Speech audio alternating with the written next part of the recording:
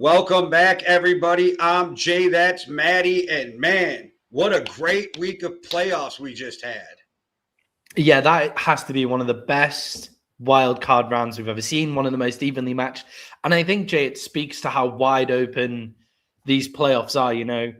Normally the number one seeds, we have a good idea who they're going to be from like a long way out during the season. We didn't have much idea going into the final couple of weeks of the season who the number one seeds were going to be. And definitely we didn't really have any idea of who's going to win the Super Bowl. This thing is so wide open without Patrick Mahomes, without the Baltimore Ravens in there. There's no clear dynasties in the NFC, either to be out there on the NFC or on the AFC side now. It's completely wide open, and it's leading to great football. Yeah, we literally had 4 games decided by 4 points or fewer. 4 games had game-winning touchdowns within the final 3 minutes, and 12 lead changes in the fourth quarter.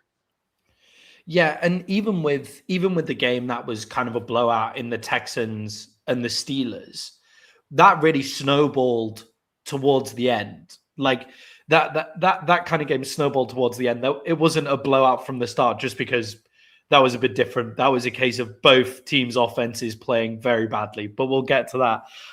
Jay, in this show and to all of our viewers, we're going to be talking about the firing of Mike Tomlin following that poor performance in Pittsburgh. We're going to be talking about Harbaugh moving to the Giants, joining me in the NFC East, where they're going to do our divisional round reviews, our wildcard round reviews and our divisional round previews, where we tell you who will bet in every single one of these games before we go through Jay's bet or not to bet, where he tells you the best bets and the worst bets of this week.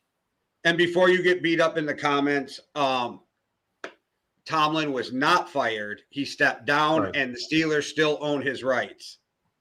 Sorry, Tomlin stepped down. It was a joint mutual decision. And yes, the Steelers still owning his rights actually is a big play in this. So let's move on and let's start with that, Jay. How important is it in Tomlin's next moves that the Steelers hold his rights? What does that actually mean for anybody trying to make moves for Mike Tomlin? And where might that best move be for him?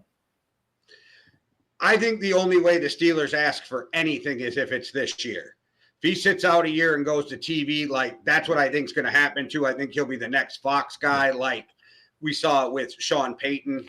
But if it's this year, I see the Steelers might ask for something. But with Tomlin and the way the Steelers have run their organization, only having a few coaches since the beginning, I think if he wants to go somewhere, they would just release him to walk away. And I also don't believe, I know people are like, oh, he quit before he got fired. I don't believe that. I think the Steelers would have let him stay until he was ready to go. I just think he felt like it was time. I don't think he goes to another team this year, though. I think he sits out, takes a deep breath, does the TV thing, and looks for the best landing spot. And if he's not the number one candidate next year, he's one of the number one candidates going into next year. So I think Tomlin collects that big TV money for a year and figures out his next move from there. Yeah. I wonder if they would really stand in the way if he went anywhere rather than like the Baltimore Ravens and the Cleveland Browns as well, in terms of the rights this year, which I don't think he would want to do anyway. But, if some other organizations came in this year, I wonder if they would maybe ask for like something really low, like a 7th round pick or something like that. But Jay, I agree with you. I think he's going to go to broadcasting. And Jay, I think that's exactly what he needs. Watching them this season, watching them for the last couple of seasons, the organizations felt a little tired to me, like getting into the playoffs and then exiting during the first round every single time. Yes, they're getting winning seasons, but they seem bereft of ideas, like on the offensive side of the ball. Weirdly, that's one of the best offenses that they put together, and they scored 6 points in a playoff game. They gave up more points than they scored in a playoff game that they just had. They gave up 12 points on offense to the Texans through pick sixes, and they only scored 6. They gave up double the amount of points. Sorry, That's not right. 13 points on pick sixes. No, 12. I'm right. 12 points on pick sixes. And then that's way more than they scored. They look bereft of ideas. So I think Tomlin taking a step back, getting into the booth, watching and analyzing football the whole time in the same way that Sean Payton did will make him better in his next job. And that's what he's looking for, being better in his next job in the next role that he goes to. Yeah, and I also think it was time to go because they don't have the talent anymore, right? Like, I don't care who you put in there next. They're not turning that around right away. They haven't had a good quarterback since Roethlisberger was not even his last couple years, before that with Roethlisberger. And they're really depraved of talent right now. And I know everybody's like, this is a great job. It is because the owner's going to let you figure it out. Like, they are going to give you time and let you do this. But it is not a great job if you think you're going to go in there and win right away, because they don't have the talent to win right away. Yeah, I think with the Steelers, I think with Mike Tomlin stepping down, I think it is the right time for him to go. As I said, I feel like the organization is just kind of out of ideas, needs a different voice in the room. And I think you see that on the offense. I think they sneakily have a few more offensive weapons than you would think. Like Jaron Wallen coming out of the backfield Warren is actually very good, has lots of explosive plays. He's not one of those top guys in the league, but if you put a Thunder next to him, bell cow back, then you get a lot out of Warren as well. You have DK Metcalf, a wide receiver as well. You have Calvin Austin, who makes big plays and stretches them down the field. When you're able to kind of stretch them down the field, the offensive line is okay. You have that defensive line, which I imagine now that Tomlin's gone, a lot of this defensive line might move on as well. Just clear the slate, clear the cap from paying so much money on defense. I think it's an organization that look kind of tired of ideas, which is another great reason to move on. But it's not the most talented in a division where you have Joe Burrow. You have Lamar Jackson. You actually have the Cleveland Browns, who have some decent offensive talent on the roster. We'll see where Shedeur Sanders goes as well. So, yeah, I don't think it's a straight just walk in and just completely change life in Pittsburgh either. Call me wrong, but besides TJ Watt and maybe Joey Porter Jr., who do they have on the team that's top 15 in any position? Because DK Metcalf, to me, is not a top 15 wide receiver anymore. And that has a lot to do with young guys who come in. Yes. Then, young guys are coming in ready to play. So, I don't know where they have this talent. And where are you going at quarterback? Are you going to Will Howard? Is that what you're going to do? Where are they going at quarterback is another question for me. Yeah, and are you on the page that Aaron Rodgers is done? Aaron Rodgers is not in Pittsburgh next year? Unless they do the right thing, which they won't, because they're going to go young coach and let them grow like they do. What I think the Steelers need to do is go sign the Pittsburgh guy himself, Mike McCarthy, bring him in there. Rodgers probably stays another year, and then you have a chance to look for a young quarterback. I don't think they will do it. I do think that McCarthy ends up in Tennessee when it's all said and done. But I'm Pittsburgh. I'm going to get Mike McCarthy. You think with Tennessee, with Cam Ward down there after Cam Ward's season? Yeah, I think Mike McCarthy ends up in Tennessee. Oh, Mike McCarthy. Sorry, I thought you meant Aaron Rodgers ends up in Tennessee. That's my bad. Yeah, I think with Aaron Rodgers, I don't think he's done though. Yeah, the GM or the owner kind of came out and said he came here for Mike Tomlin, and now Mike Tomlin's here. We don't know if he will be here next year. Well, to me, that sounds like the end. If that's the sentence we're coming out with Aaron Rodgers, that sounds like the end. Depending on what coach they bring in, I think even if Tomlin was there, they would say that, because Aaron's going to take all offseason to tell you if he wants to come back or not. That's just how it's going to be. But I don't think Aaron Rodgers is done. The way the way he sounded to me, I know people are reading into it and are like, oh, it sounded like the end. I'm like, that's not what it sounded like to me. It sounded like a guy who still wants to go somewhere. If the right opportunity is there, he'll go. I don't want to jinx anybody, but let one of these stacked teams have an injured quarterback in these playoff games, and Rodgers might be the starting quarterback for them next year. Yeah, I think that's a fair point. I think that's a fair point as well. And I think with, like there's every chance that Aaron Rodgers could just make an appearance somewhere wherever there's an injury and completely change his life as well. Let me ask you this. What if the Rams win the Super Bowl? Matt Stafford rides off into the sunset as a Super Bowl winning quarterback because we know he's playing with back problems. And you have that team, and they're like, Aaron, come play one more year for McVay with your guy Devontae, with Puka, with this running game. Like, do you say no to that? And I'm almost thinking, too, what if McCarthy ends up, or somebody he likes ends up in Atlanta, and Atlanta decides Pennick's not it, they're going to move on from Cousins, and they're like, Aaron, come in for 1 year and play with this stacked Atlanta team. Maybe he does that. Yeah, I was thinking Atlanta. They were one of the teams that came to mind. What about the Indianapolis Colts? Like, well, look what they had when they had serviceable stuff at quarterback.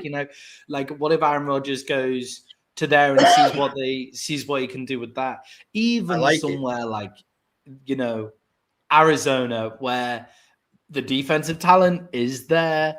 They got big yardage off Jacoby Brissett. What if he goes to Arizona? Like a nice state to like live in. Phoenix, Arizona, one of the fastest growing cities in the US as well. What if he goes there and moves there as well? I think if Tomlin was still there, he'd stay in Pittsburgh. I think he'd be tempted to stay in Pittsburgh. I agree if Mike McCarthy came there as well. Or if Kevin Stefanski ends up with the Pittsburgh job, then I think Aaron Rodgers might stay there as well. I think that would make a lot of sense. But Jay, for the Steelers, I think this is a good thing for them that Tomlin's coming off. I think it's a good thing for Tomlin as well. It just looked like they were bereft of ideas and they just needed a fresh start as an organization. Jay, you've already put Mike McCarthy's hat in the ring. Who else do you think could be the Pittsburgh Steelers coach? Who do you think it's going to go to? Are you going to go defense again in this era of football? It makes me wonder because they've went defensive head coaches through their existence. Because then you're talking Brian Flores, who they love. You're talking Rob Saleh. You're talking guys like that. Is that where you're going? I personally think we have seen a change in the way the Steelers did things in this offseason. They traded for DK. They made some moves, shit we weren't used to them seeing. They went out and got Aaron Rodgers. So I think maybe the thought process is changing there. And I think if you want to stay competitive in your division, you better figure out how to score points. Because when Joe Burrow's on, Joe Burrow's electric. When Lamar is on, Lamar is electric. You know what I mean? So you better figure it out. I think you should go with an offensive-minded head coach. That's why I think maybe you go with a Stefanski, or you go grab one of these young coordinators that I know they're talking about some coordinators that are out there, but I don't know how young the Steelers are going to go again. You know what I mean? Like, literally, Tomlin was a defensive coordinator for one season with the Vikings before he got the head coaching job. So, like, how young are they going to go again and let them develop?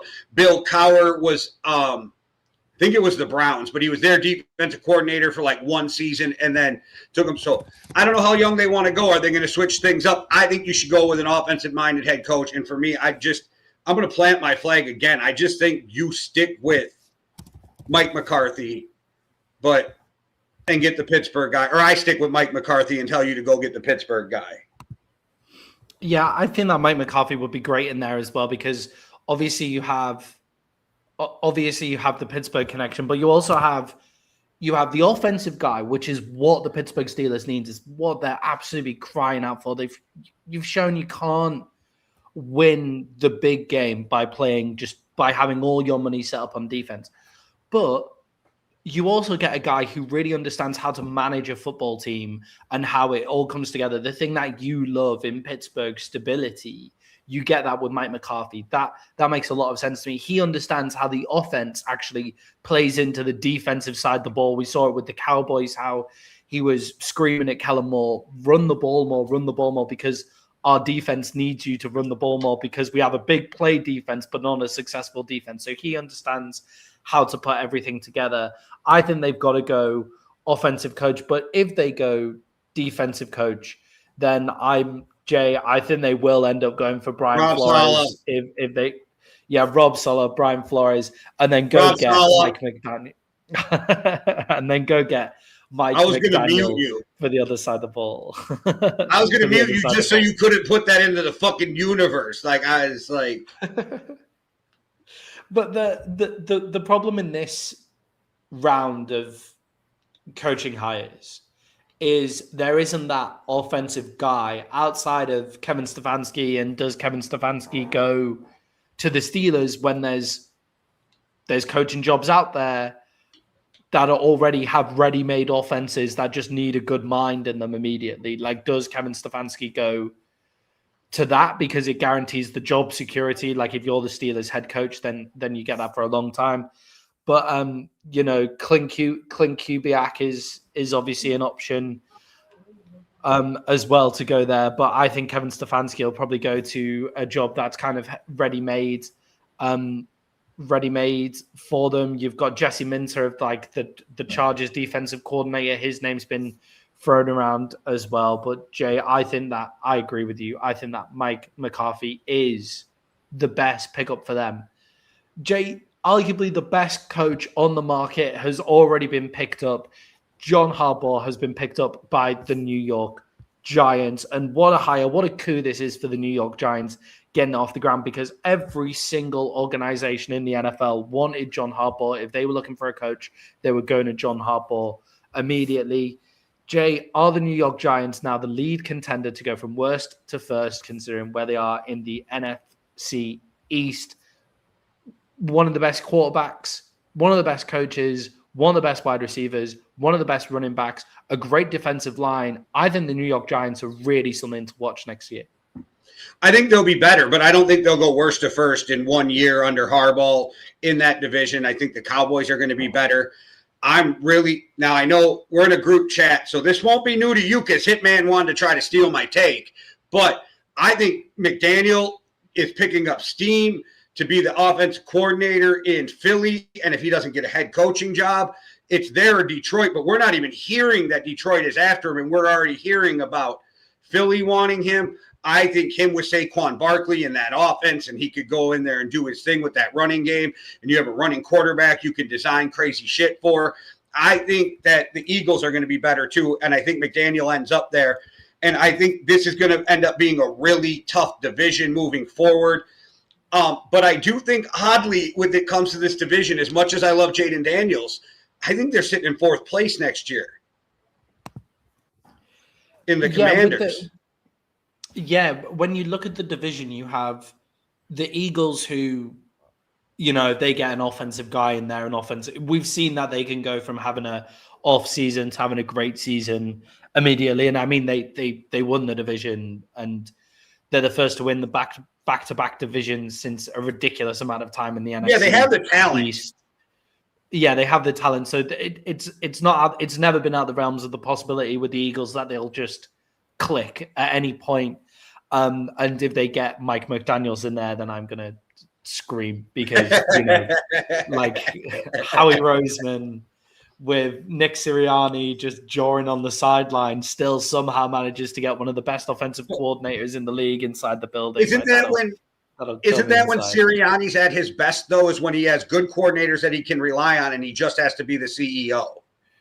Yeah, CEO, or, like when he can leave the coaching up to other people in his title head coach, he can leave the coaching up to everybody else. Yeah, that's totally fine. Like, fucking A. How did I know you were going to figure out how to take a cowboy shot? Because you talk about Harbaugh and you're like, CEO, great for him, blah, blah, blah. Sirianni, he can't coach. He leaves it up to other people. Like, he can't coach. He can't manage. He can't manage his players. All of his players seem to dislike him. Like, the biggest stars in the room don't like him. There's always problems every single time. No, I agree with you. They don't like Jalen Hurts. He gets them.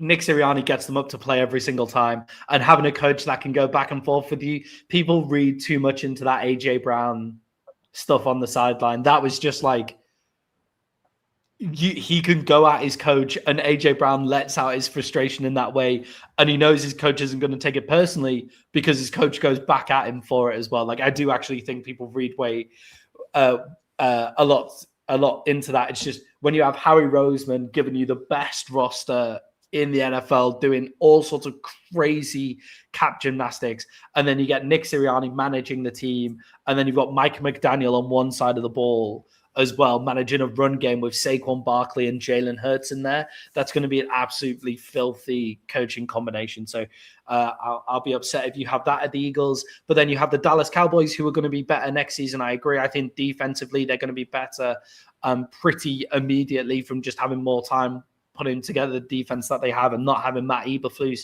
at the helm as defensive coordinator. I think they're immediately going to be better. The Washington Commanders are going to have a healthy Jaden Daniels, which is going to make them better. But because the Giants are taking such a big step forward with in the coaching position, going from Brian Daboll to John Harbaugh is a huge step forward. Jackson Dart going into his sophomore year is going to be a huge step forward. Malik Neighbors having a full season healthy is going to be great for them as well. Robinson's taken huge steps on this season as well. Cam Scatterby's look good. The NFC East is going to be dangerous next year.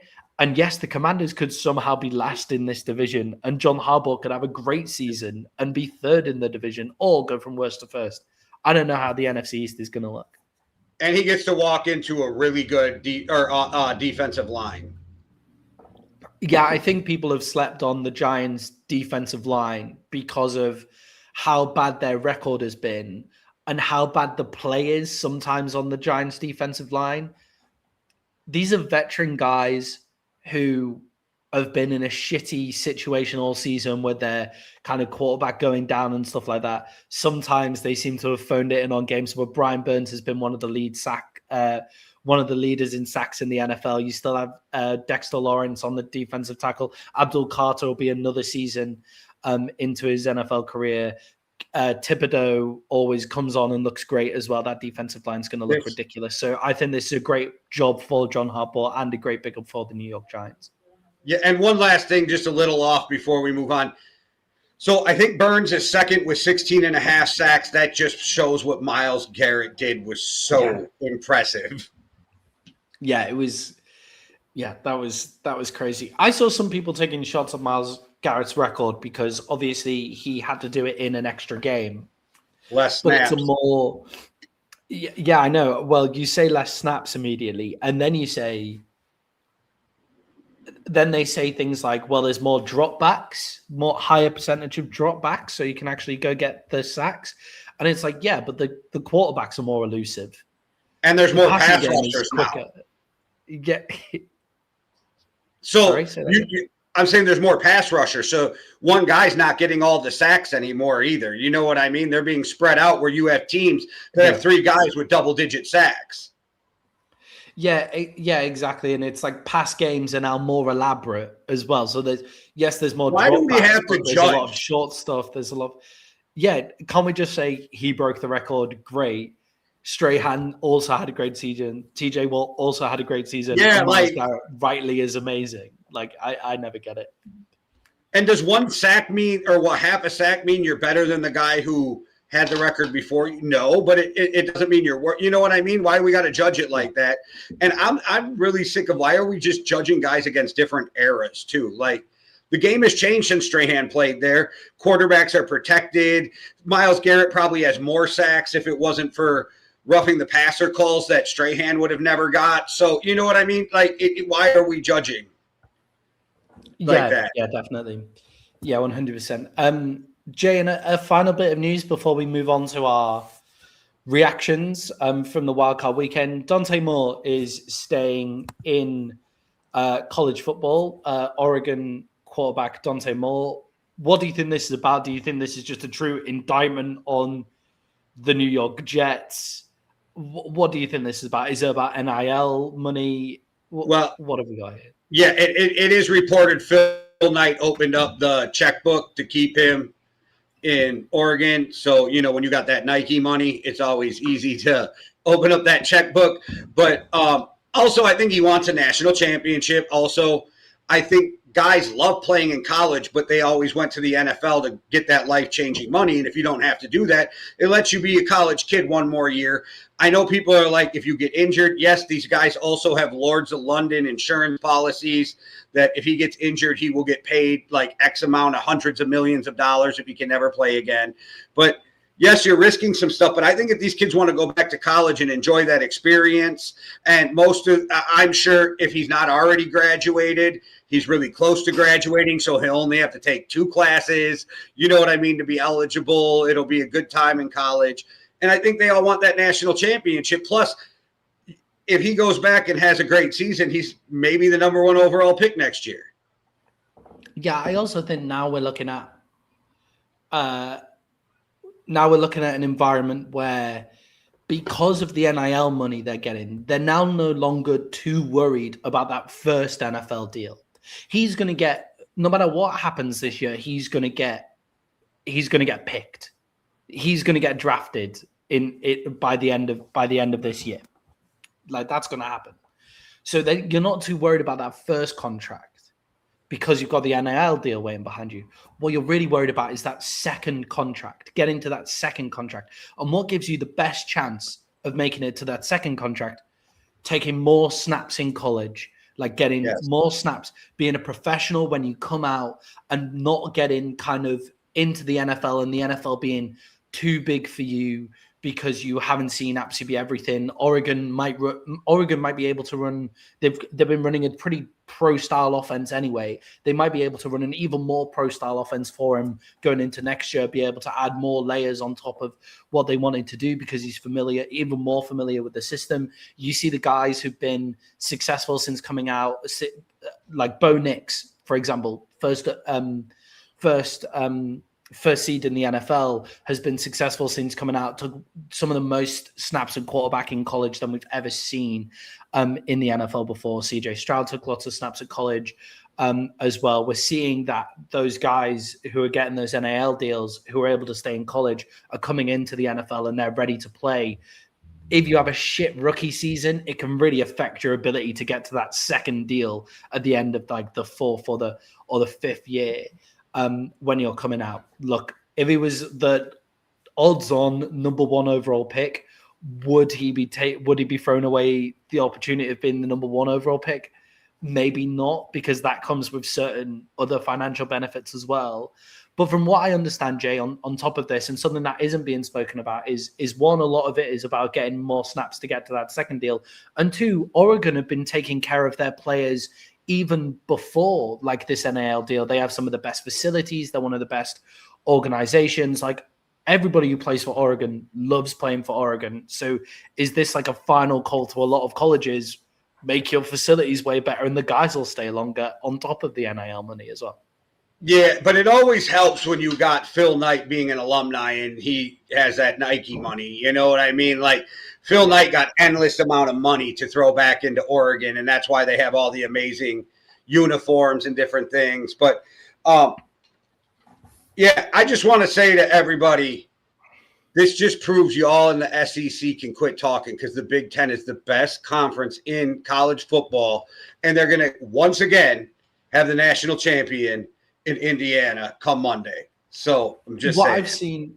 What I've seen and what I'm kind of happy to see is coming in with this NIL stuff is that because you can just put in donor money now, the universities that kind of had the most academic people go there and have now got the most successful people coming out of their universities on the academic side, those guys are now pouring money back in for NIL deals and all of that kind of stuff. So Mark Cuban went to Indiana, and Mark Cuban pays Indiana a lot of money, and that's why they get their NIL deals, and that's why they can take this massive jump and stuff like that. Wisconsin is a really academic university, and it's going to benefit them in the long run now, which I'm happy to see, because that's what universities should be. Yeah, and they do have a salary cap now, too. These colleges have X amount of dollars that they can pay their players because of what the sport brings in. Plus, you get the NIL donor money. So there's money for everybody now, too. So the 90th guy on the roster is going to see something. Yeah, which I mean, that's great. That's great. I think we're getting to a They're better making the place university with college so football. much money. You know what I mean? Yeah. Like, they deserve something for putting their bodies on the line. I don't know. That's just me. Yeah, 100%. We're getting to a better place with college football, and I think the focus on academia that the universities like Indiana put on, which led to them now having much bigger donors because of their successful academia like policies, they should be rewarded for that. And they have really successful alumni who are now donors and stuff like that as well. So congratulations to Indiana for making it, and to Miami as well. I think college football is more fun when the Miami Hurricanes are in there. They're one of the teams that I kind of like remember the most from when I first started growing up as well. So that'll be a lot of fun. Who you got in the college football final, Jay? You've already said Indiana. Yeah, it's just because it's the Big Ten. That's it. But you got to, let's be real, Mendoza has more touchdowns than incompletions in the playoffs. And in the last 2 games, he's had 2 incompletions each game. It's fucking insane. Yeah, I think Mendoza's taken a huge step up, like 5 touchdowns in that last game the last game that he played as well. I think Mendoza is going to be, he looks like he's ready for the NFL to me. Like he's 100%. You literally have people saying if he was taken in Caleb Williams' draft, he'd be the 6th quarterback taken. Yeah, that would be. I don't know if that's true. This kid is so accurate and athletic. I don't know if that's true, but yeah, I mean, if he was the 6th quarterback taken in Caleb Williams' draft, I mean that probably means he's gone to, say, the Pittsburgh Steelers at pick 21, and is now lighting it up for the Pittsburgh Steelers. Like the Pittsburgh Steelers right now would kill for Mendoza. Like imagine if they had Mendoza on their roster rather than having Justin Fields or a combination of Justin Fields and Russell Wilson last year. Like they would have loved that. Okay, let's head back to the NFL where we had an amazing wild card round. Jay, it all started with Carolina running the Los Angeles Rams close. The Rams had to come back from behind in this one, and it looked like the Rams were going to fumble it. I think once we saw this, we thought, this playoffs is wide open. This is going to be a lot of fun. Jay, the Panthers have picked up the 5th-year option on Bryce Young. Are they right to have done that after watching this game? Yes, and where else are you going to be in 2 years with a quarterback and you're already so invested? And he gives these weird, like, he doesn't throw a lot of deep balls, and then all of a sudden he comes in the playoff game and starts raining fucking down from everywhere. It was just, he's so weird to watch that you have to kind of ride this out to see where it goes. And where else are you going to go if you don't pick up the 5th-year option? I'm not saying it's a good or a bad idea. I say you have no choice because you got to see. Yeah, I agree. I think who are you going to get down at pick, like in this quarterback class? The reason Dante Moore's staying in is such a big thing is because after Mendoza, it is a pretty solid drop off after Mendoza and more like Ty Simpson from Alabama. If you're really into it, what's the guy's name from South Carolina? Sellers, Lenoris Sellers as well. Like, okay, if you're into that guy, then fine. I could see it. I think Sellers is a 1st-round pick. And I think by the time it's said and done, and I'm fucking forgetting his name, but if the kid from Ole Miss does not win his lawsuit for his extra year, I think he slips into the bottom half of the 1st round. Yeah, I think with the yeah, exactly. So I think where are you going to go too much with that though? Like we're kind of not picking. Right, you're starting over again. Ideal quarterbacks in this draft. Exactly, you're having to start over again. And Bryce Young, I think that Bryce Young has too weak of an arm to play in the NFL. But when you have these games where he can throw mainly on the inside, and the Rams have been weak when you attack them on the inside over the middle, when you have that ability, Bryce Young can make those throws. It's the throws outside the numbers that he struggles on. So you'll see those big games that he's had are against those teams where you can attack the middle. The Atlanta Falcons was another huge game that he had. You can attack the middle on that one. I think Bryce Young has everything it takes to be a quarterback from everywhere else. His arm's just not strong enough, and there's not much you can do about that. But if you have everything else, you may as well ride it out on the rookie deal. You got to the playoffs. You won your division. I think that Panthers are only going to be better next year, so you may as well take that 5th-year option. Jay, as well, talking of the Carolina Panthers and next year, are they in a really strong position next year to kind of make a big leap? Dave Canellis, one of the best young coaches, as well. They're kind of ahead in their development than where we thought they were going to be under Dave Canellis. What do you think of seeing them next year? I think they're in the right division to take a jump, too, with what they've been doing. I think there's a lot more questions in that division than there is answers, and I think we probably have more answers, oddly, for the Panthers than we do any other team in that division right now. Yeah, I think the Bucs are in flux, with Mike Evans. Is he kind of how injury hit is his season going to be? Emeka Ibuka, started out really fast, fell off towards the end. I mean, he did get injured in that period of time as well. How's he going to come back next season after that injury? Chris Godwin, how much can we trust him? The Bucs are a really aging team that kind of really went for it with a lot of young players, a lot of great young players when Tom Brady was there, and now they're aging into that, into the sunset, that team of when Tom Brady was there. So they need a big turnover. Kellen Moore and the Saints, I think, are an interesting prospect. They found their guy in Tyler Shough. That's who they've decided their guy is, and he's played good ball as well. How quickly can they redevelop the Saints? I still think they're probably a couple of seasons away from being true contenders. And then the Atlanta Falcons, we don't know what they're going to do at quarterback either. They're going to struggle. They're struggling at quarterback. We don't know who their head coach is going to be. Depending on who their head coach is, the Falcons could be the team to make this big jump as well. But with so many questions, I agree with you. The Panthers have the most answers because they have the right head coach.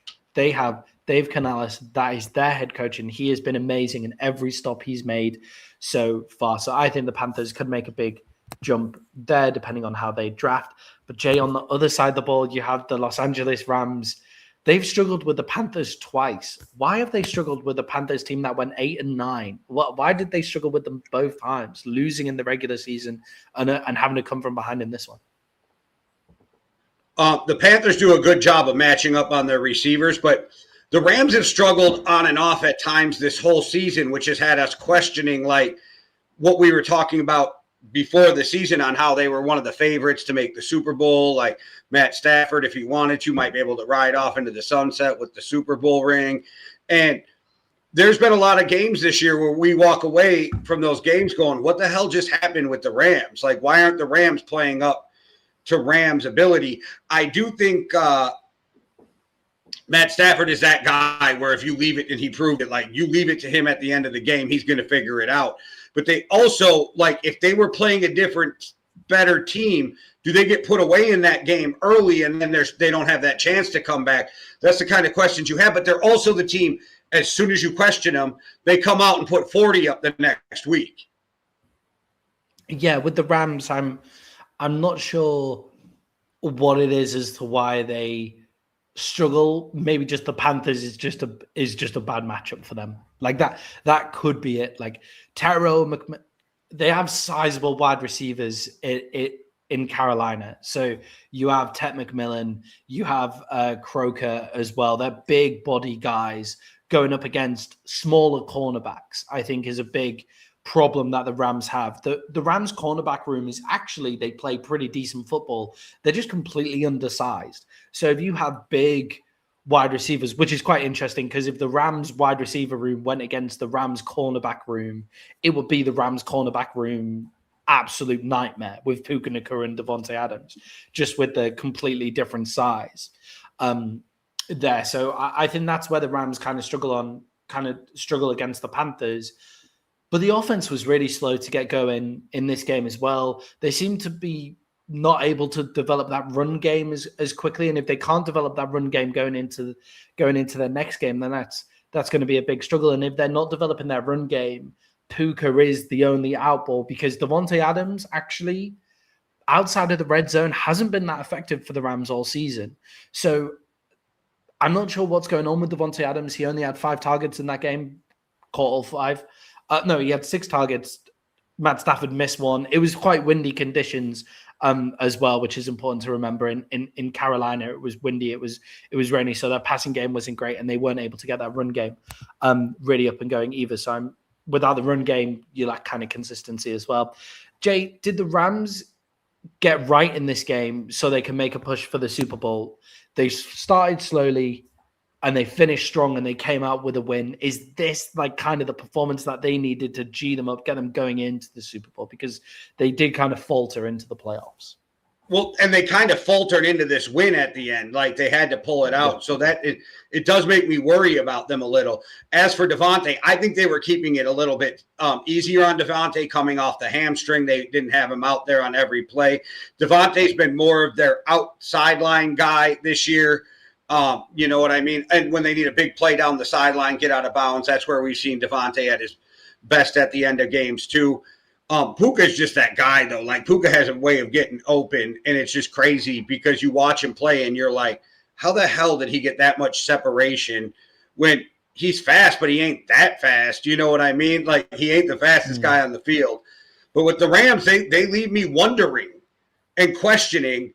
But then again, I also have watched them, and when they're at their top, when they're playing at their best, barely anybody in this league can beat them. So they make me question.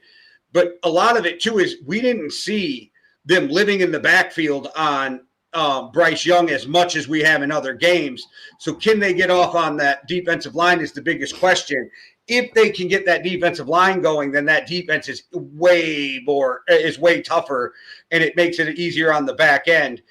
But they do have a tough task coming up this week, so we'll have to wait and see how that plays out. I'm not trying to like step on my picks too much either.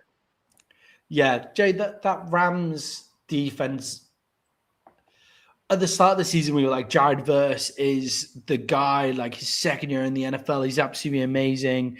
Poona Ford, a D tackle, is kind of a small body guy who does a lot for them and looks really great. As well, Brandon Fisk is amazing on the defensive line. They've kind of struggled going in to this playoffs. Like, we haven't seen the best out of the Rams on the defensive side of the ball either. So, Jay, I think although this win is great for them, and obviously it's great for them because in the playoffs, it doesn't really matter how you win. It just matters that you win. That's all that matters in the NFL anyway, but in the playoff, it's especially the case. But with this team that they've just won against in the Carolina Panthers, I agree with you. I feel like we've got a few more questions about the Rams rather than answers, although I do think the way that they won and the way that they were able to pull it out at the end was really big for them. So congratulations to the Rams for moving on. You're still one of the favorites to win the NFC because it's so wide open. And that was shown in Chicago, Jay, where the Chicago Bears went up against the Green Bay Packers and came out with a huge come from behind win. Jay, is this one of the greatest comebacks of all time? Because I thought the Bears were down and out in this one. I don't know. I don't know if it's one of the greatest of all times, but it ranks up there in playoff comebacks because of the divisional thing, the divisional component, and the fact that it's always great to see green and gold Packer tears. Like, there's nothing better in the world than green and gold Packer tears. So it was a fun time to watch that comeback. But, man, is Caleb electric. Is he like the cardiac kid himself? Yeah, I think with Caleb Williams, look, I think it is one of the better comebacks, purely because they were playing terrible. It wasn't like the Packers played good football. That's to win, to be out in front, 21 in the first half. Yeah, the Packers played great football in the first half to be out 21-7.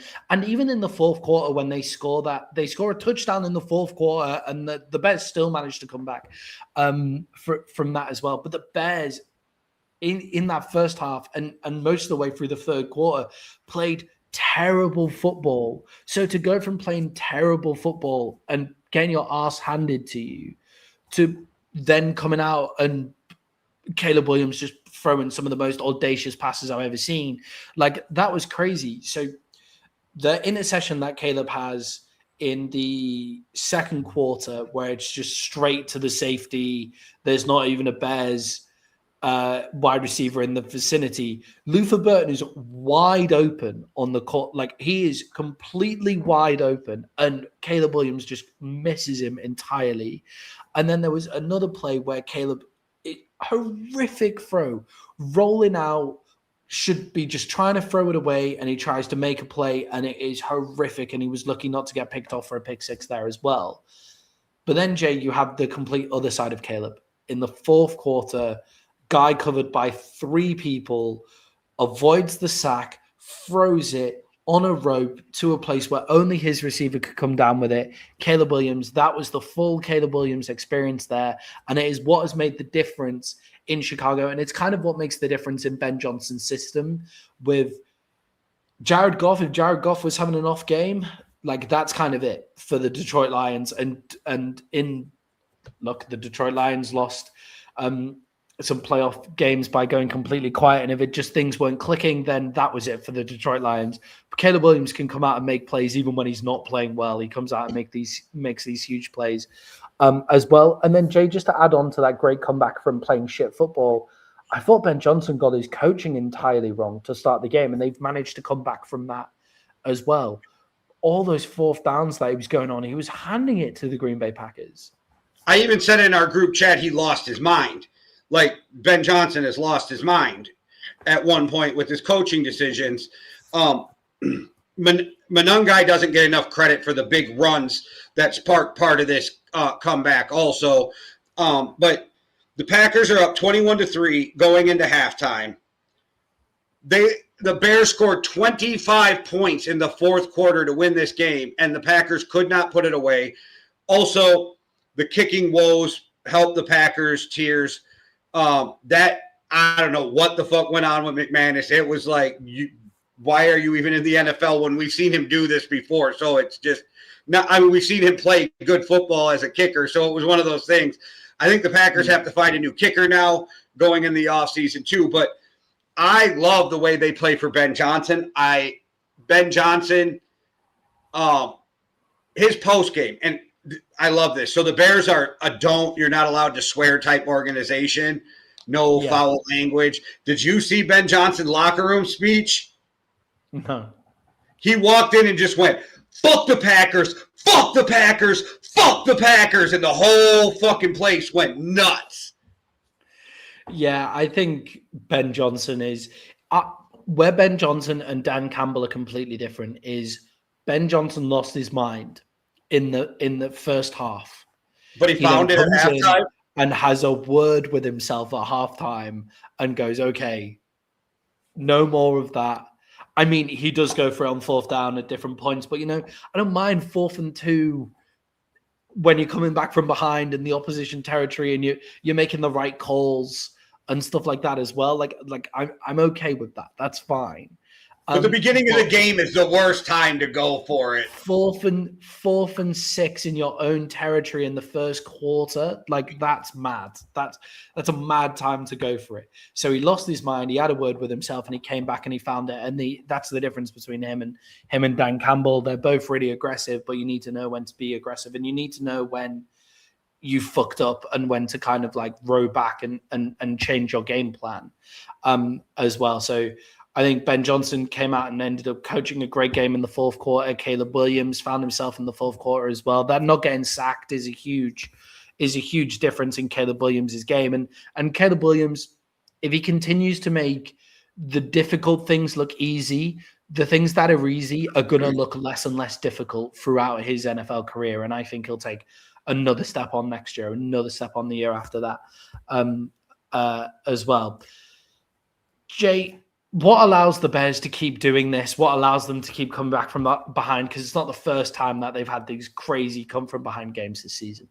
Okay, besides the obvious, the coaching and the quarterback who seems to play his best when his back is against the wall, it's that defense and it's that offensive line, right? The defense does enough to keep them in there. Now, and when they start getting pressure, that defense becomes really scary. But that offensive line may be the best in the league, and it really helps that team when it's crunch time, and that offensive line can give Caleb time plus his ability to scramble and extend a play. And if you watch, there's a couple plays back there. Now, I didn't count, and I might be exaggerating, but I swear you could have counted to 14 before he threw the ball. Like, there was times he was dancing. And they're rushing 5, and it looks like they're rushing 3. That always helps. And some of the holes they blow open for that run game, the run game, tight end, best friends for the quarterback. And let's not forget, when we're talking about a tight end that seemed like he had the dropsies, was going to fuck this whole game up, was fumbling all over, and then all of a sudden, all the biggest plays go to Loveland, and he went off. I think he had almost 120. I think it was like 117. He had 137 yards. Okay, 137 yards receiving after the dropsies in the first half. Yeah. Imagine if we caught everything in the first half. Yeah, so I think it's these guys' belief along with the talent they have on the offensive line, and I think that defense is better than people give them credit for. Yeah, I think with the defensive side of the ball, I think it's I don't think they are one of the top defenses in the NFL, but I just think that's because there's such a huge gap between the Denver Broncos, the Houston Texans, the Seattle Seahawks, the Cleveland Browns. There's such a huge gap between those 4 and then the next one's down. I think the Bears is sneaky in the tier 2, like maybe the bottom of tier 2 on that. You and I have talked a bunch of times that if you have a good offense and a mid-level defense, you can win. Yeah, 100%. You only need the top 15 defense to win in the current NFL. You need Patrick Mahomes has won with the top 15 defense in the NFL. Like, that's what you need. You can't be lower than 15, but in and around top 15. And the Bears are in and around there. I agree with you. But Jay, you're so right about the offensive line, because what the offensive line allows you to do is it allows you to control elements of game. So when you're playing badly, you can have the offensive line there for you to control, get into the game, and play your style of football without those huge elements of pressure. And the Bears invested huge amounts of money on that offensive line when Ben Johnson came in. Ben Johnson knows that from his time in Detroit, that the offensive line is there. And I'm sick of hearing analysts coming in and saying, oh, offensive line play isn't as good in the NFL anymore. That's not true. That's not the case. You're paying your quarterback and you're paying your skill positions and you're paying all of those people first. And then you're allowing the teams who don't do that, who go and invest the money on the offensive line, to just have complete offensive lines, to have amazing offensive lines, because they understand we'll invest our money on the offensive line and then we'll do the skill positions from there. And that's what the Bears have done. It's what the Broncos did as well for their second-year quarterback, getting that huge investment on the offensive line. So, I think that's where the Bears are able to control. But, Jay, we're giving the Bears a lot of credit here. You don't give up 25 points in the fourth quarter. You don't give up this amount of points when you're out ahead without having something to fault yourself. Jay, how did the Green Bay Packers throw this game away? Well, if you ask Packer fans, it's only because Micah Parsons got hurt, which I think is the most ridiculous statement ever, because – yes, he would have stopped 25 points in that game, but you were 21-3 up. Yeah, you were 21-3 up. Like it's this scheme again. It's bad scheme by the Packers. It's the fact that we've talked about this. People give them credit for being a better defense than they really are. Like the Packers, we talked about it when the trade. They weren't one player away from a Super Bowl, even with Micah Parsons. So the fact that people are shocked, I don't get either. And I still stand by what I said. If you play Malik Willis, you win this game. Yeah, it feels weird. I agree with you here. I think with the defense, it's people think that Rashawn Gary is the best number 2 D end in the NFL, and that's just not the case whatsoever. Like Rashawn Gary is good. He's not great. Have they heard of Andrew Van Ginkel? Yeah, exactly. Like there's DeMarcus Lawrence is out there. Yeah, I was just giving one example, but yes, we can go through. Loads. Yes. Like like Zadarius Smith, like there's loads, like the entire Giants defensive line, like pick The Thibodeau, Eagles. Abdul Carter, like to pick your guy, like the Eagles, Zach Bourne, like from the Eagles, like pick your guys. Like Rashawn Gary isn't in that class of defensive end, like defensive lineman. That's he's not in that class.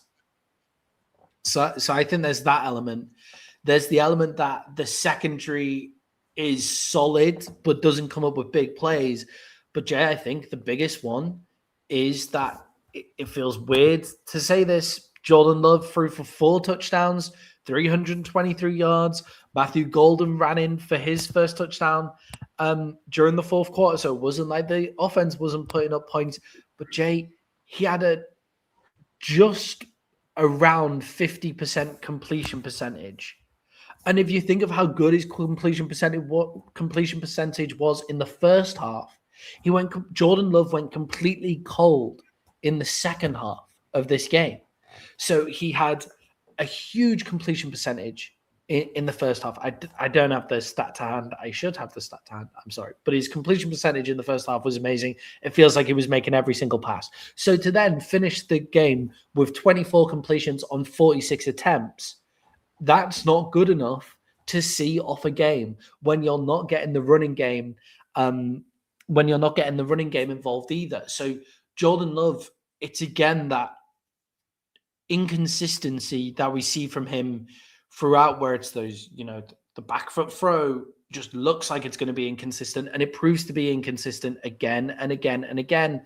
And if you had a more consistent option back there, they would have won this game, because Matt LaFleur actually schemed a great game, and if he just hits the passes, they win. So just by comparison, Caleb Williams starts out rough in this game, but in the fourth quarter, he throws for 184 yards. Yeah. Jordan Love disappears. Caleb Williams throws for 184 yards in the fourth quarter, and he helps them score 25 points.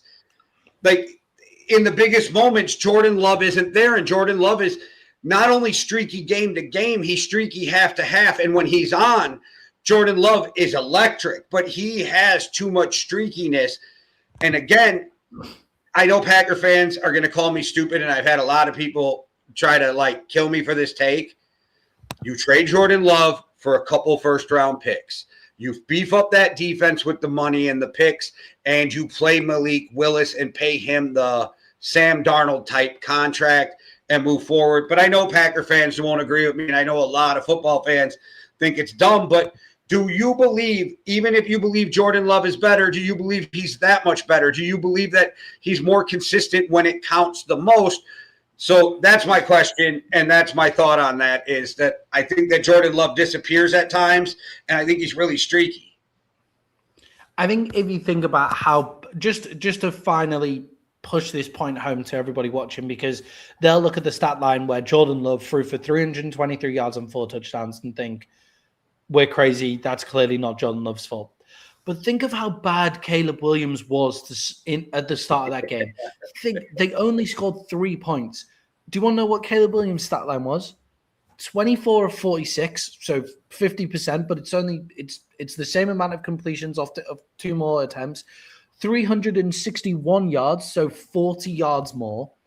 2 touchdowns, and then the 2 interceptions. But the 2 interceptions, one of them comes on 4th and 2 when he's been rushed up the middle and he's barreling backwards and he just tries to get a throw off. And then the other one is a disgusting throw that he had Luther Burton completely open on.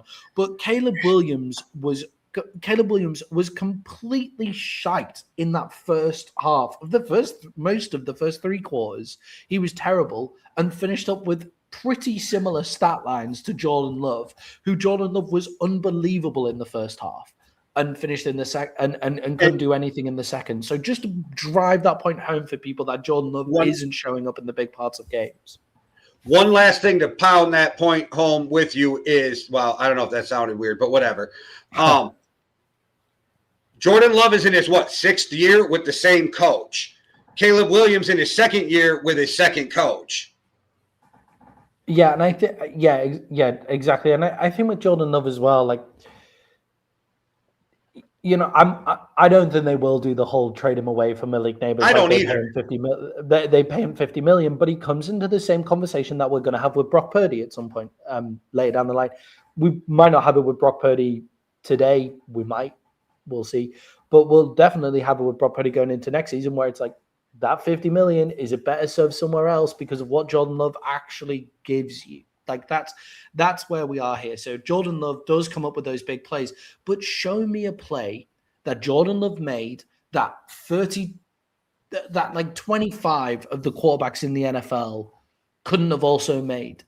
Like Matt LaFleur actually gives Jordan Love a lot of stuff to throw to as well. Whereas Caleb Williams makes a couple of plays in this game, a couple of big plays, the 4th and 5, where he's rolling out to the left and hits it to, I think it's Luther Burton, where he's surrounded by 3 wide receivers and he hits it thrown across his body, and it's only where Luther Burton could get it. Only 10 quarterbacks in the NFL can make that throw. Jordan Love didn't show that in this game where he has that higher level of throw. So, Jay, I know I'm sure it sounds weird to people that way, hating on Jordan Love, but that's the reason why here, guys. Like, he shouldn't be getting away with this. And on top of this, their defense isn't as good as everybody thinks it is. And just because Micah Parsons wasn't there isn't the reason that they lose. Jay, just finishing off, was this a got-to-win year for Matt LaFleur and the Green Bay Packers? How open the NFC was, how much money they've committed to the team this year with going out and getting Micah Parsons. I know, obviously, he gets injured, but did they shape this up as a got-to-win? How are they going to look going into the next years with the cap constrictions that they're going to have?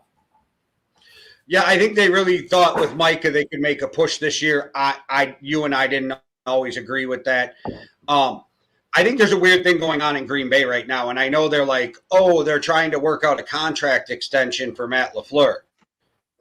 I think they're fielding trade offers for Matt LaFleur. That's what I think they're doing. I think right now they are fielding offers, and that's why a deal has not been done, because if he was going to stay, you would have paid him his $17 million or whatever it was going to be, and he would have called it a day, and none of this comes off your salary cap, and you don't have a cheap owner because there is no owner to stop you from just paying the quarterback. So I don't understand why they wouldn't have got this done already if he's going to stay. Adam Schefter won't put a percentage on it one way or another. He just says, as of right now, we have to assume he's staying. Well, that makes me feel like there's something going on. And I think that maybe before it's all said and done, one of these teams trades something for Matt LaFleur. Yeah, and the amount of open, good jobs there are with a lack of amazing coaching candidates now that Harbaugh's off the market. Kevin Stefanski is out there probably as the lead coaching guy. We both think that Mike Tomlin won't be on the market until next year. Matt LaFleur becomes a really great asset for a lot of these teams. And I think the Packers would be mad to get rid of him. I don't think it's really his fault. But he can't get you over the hump. You had Aaron Rodgers on 2 MVP back-to-back seasons and couldn't do it. Yeah, but I think that they hadn't. I don't think they necessarily have given him the best tools. He's never had. Their defense, it's hovering around that top 15, and it's not been really in that top 15 for a lot of it. The players on the team get a lot more love than they should do as well. The wide receivers since Devontae Adams is gone have not been great as well. I wouldn't be massively surprised if the Green Bay Packers moved off him, but with the lack of coaching candidates out there, Green Bay probably becomes one of the best jobs immediately if it becomes available. But does Matt LaFleur not become the best coaching option for the Pittsburgh Steelers as soon as he's available as well? An offensive guy with the ability to run a top organization as well. Are we thinking anybody, what's his name? Is it Kirk Cignetti, the Iowa coach? We thinking anybody's going to be hitting him up for an NFL job now after what we've seen him do in Indiana. In Indiana. We see that. And because there's less of these candidates, do they start thinking about plucking from college range? I do think if you're going to move on, you already have a plan. I don't think you just move on from LaFleur without a plan. But it seems like policy has been building up to this might being a possibility since the day he took over. Yeah, I feel like Matt LaFleur is maybe out in Green Bay. To be honest, I think he's out because I think with LaFleur and the contract extension, either he's gone, I'm sick of being in Green Bay, I want to go somewhere else. The Steelers' job is open. Oh, look at the offensive talent in Atlanta and all of that kind of stuff. And he's just going to go, okay, I don't want the offer. Or what I think is more likely, Matt LaFleur would pretty much accept almost any offer that Green Bay put out there as long as it's not like a kick in the face. Well, that's the problem. It doesn't sound like that. It sounds like he wants that 17 to 20 like the top coaches. But This is what I think you do. This is just me. Again, I don't think he's a Super Bowl type coach, but I think he's a really good coach, right? I don't think he's going to get you there. I think if you're Tennessee, that's who you go for to build up your quarterback, build up your team, because the next coach in Tennessee, even if they get it right, is going to get fired right as it starts to go good anyway. Yeah, exactly. Like it is a difficult place will be a difficult place to go once you kind of get it right in Tennessee. I'm not sure on the future with Matt LaFleur, but I don't think it's with the Green Bay Packers. The Jacksonville Jaguars went up against the Buffalo Bills, and the Jags managed to play it pretty close. But even though the Jacksonville Jaguars played well, have they been left with more questions than answers on Trevor Lawrence? He seemed to have turned a corner coming into the playoffs, and then he doesn't have a great one in this game. More questions than answers on Trevor. I think he just ran into a Bills team that's starting to turn it on at the right time, and their defense is playing good. Their secondary and their linebackers can cover. And when you slow down the run, it makes them even more difficult to play. I think we should all be impressed with the Jaguars season. Yes, we should all be disappointed also from the way it ended. But I don't think this was what anybody saw coming right away with Liam Cohen. I think it's the first year with him. I think him and Trevor seem to have a good rapport, and I think they just get better moving forward. But again, this could be fool's gold because I am in a toxic relationship somehow with the Jaguars, and I really don't even give a fuck about the Jaguars, and I'm still in a toxic relationship with them. With the Jaguars, it's Trevor Lawrence only threw 18 of 30 for 207 yards. Did throw for 3 touchdowns, which is great, but did throw for 2 interceptions as well, which in playoff football is interceptions are usually a killer unless you're Caleb Williams somehow. But Trevor Lawrence, I think, if he was the guy and he was starting to show that he was the guy, this was the time to step into the limelight, take the win, and go for it against a Bills defense that I think is still not great. Like, they have to sell out to stop the run. So you just have to hit those open receivers. And with Jacoby Myers in the team and Parker Washington, guys that he can trust, like I thought he was going to do that, and he throws only for 207 yards. The Jacksonville Jags don't get much offense moving. However, I do agree with the reporter that congratulated Liam Cohen, saying, "Great job, young man, on the amazing season that you've had." Did you see that? What a mad interview question. What's crazy is that people like Jamel Hill would come out and attack this lady for congratulating them. I give a big shout out to guys like McAfee and Marcellus Wiley, who I'm not even a fan of, Marcellus Wiley, but they came out and said, we need more of this. And I agree. Why does everything in sports have to be fucking negative? He had a great year as a first-time head coach. Why can't people accept that and it be positive? I'm so glad a few of these guys stepped out and called these people out for it. And to call her not a journalist because she's a local journalist who wanted to congratulate them and let them know that they're behind them, I didn't think that was a bad thing. I don't know why everything in journalism has to be negative. I also think one of the massive problems in the world today in terms of like that kind of stuff is a lack of local journalism, because local journalism doesn't pay. To be a local journalist, you have to have a serious passion for journalism, like, because local journalism doesn't pay, doesn't give you the clicks that national journalism gives you. Local journalism is a really important part of the fabric of our society. So we should be giving the local journalists more props for what they do as well. So I agree with you, Jay. I loved what that woman said. I thought it was so cool. Like, I thought it was like so sweet. Like, her accent as well. Like, you could tell like she was like from the area. She wanted to congratulate the coach of her team. Like, it all just felt really nice, I thought. And too often, I think it's an American mindset, and it's what has made America one of the greatest countries in the world, is that winning is everything mentality. That, like, if we don't win, then what's the point?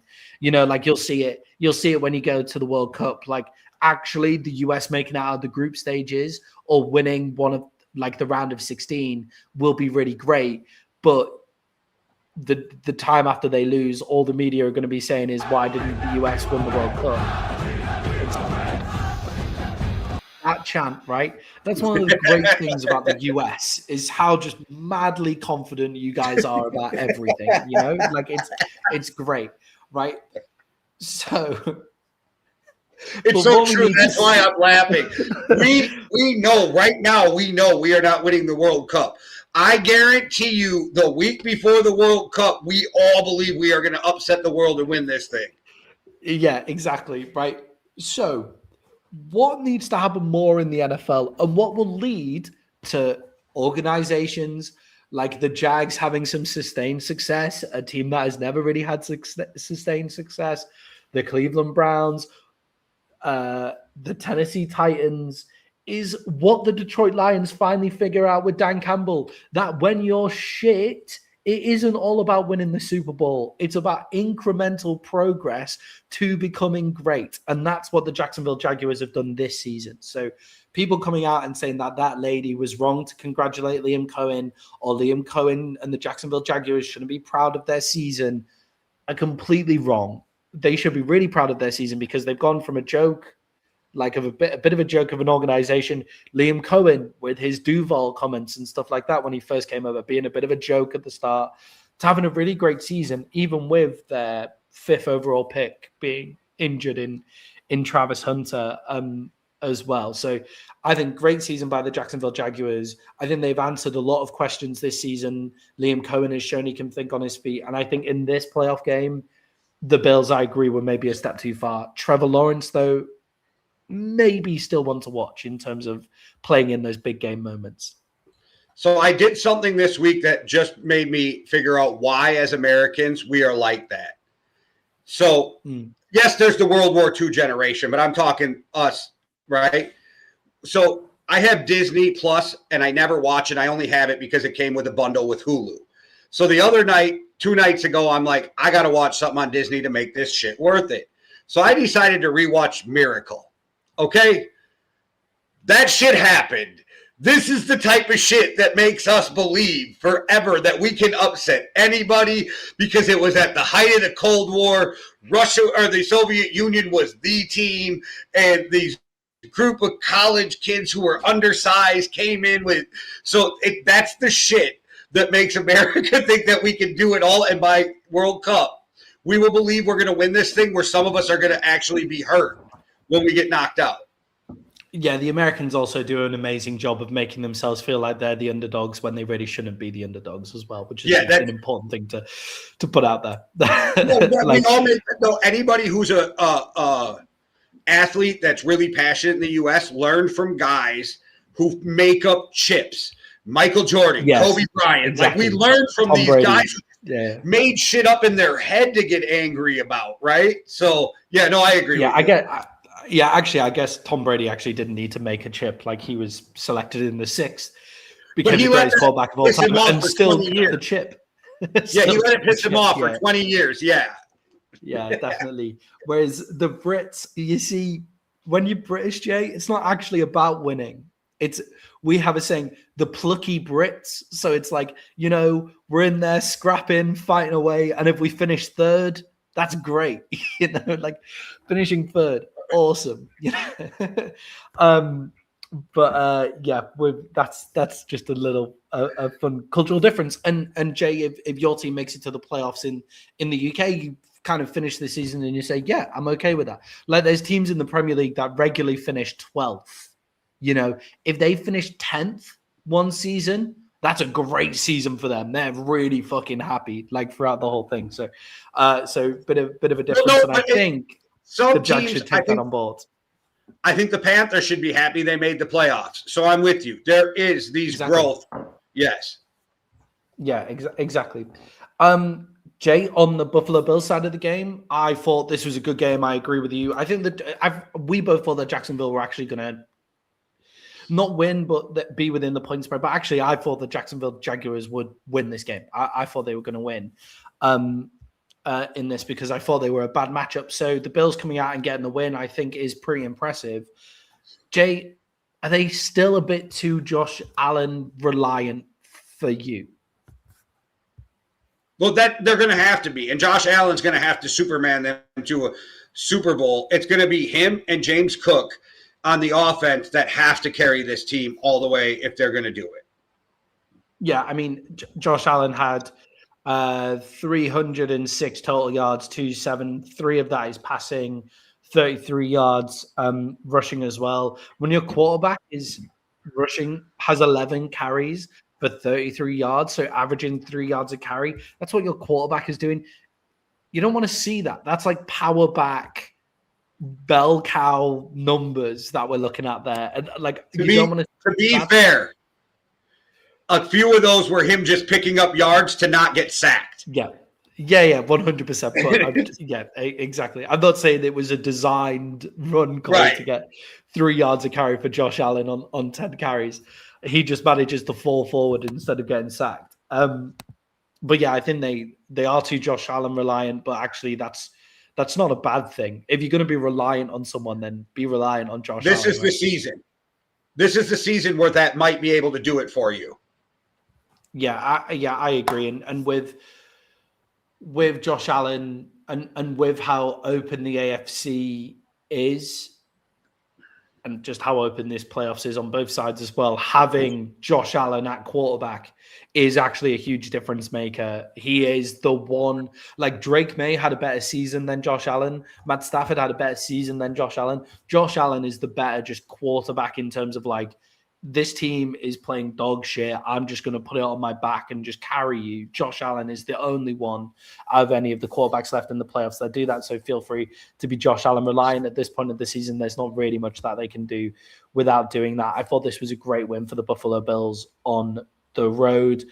Jay, I can't remember whose win guaranteed that this would be the last that the Bills wouldn't have another game at their old stadium, but see you later, old stadium in Buffalo. I'm sure they're excited for their new stadium and what a thing it would be if the Bills could get their first Super Bowl and carry it into their new stadium. Hang the banner on opening. Hang a Super Bowl banner on opening night. Way to send out the last season of that stadium. That could be some like really storybook 30 for 30 type shit moving forward. ESPN could do a 30 for 30 on that. Yeah, 100%.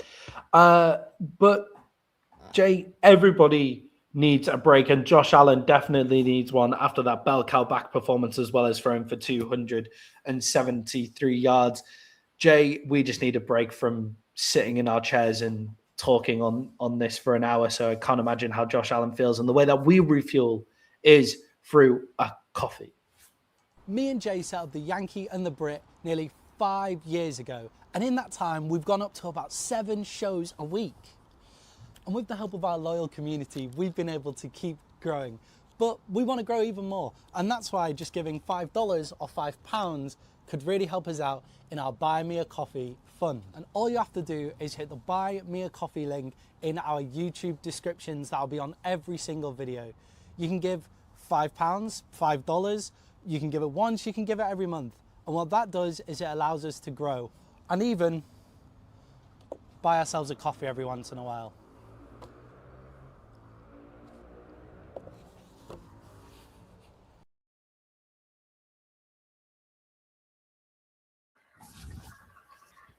And thank you so much. Sorry, Jay, go on. Oh, no, I was just going to say I was prepping on what I was going to say in case you were still pissing. Yeah, I know. Sorry. Last show I was absolutely busting and I didn't make it back. Damn, these stairs. Jay,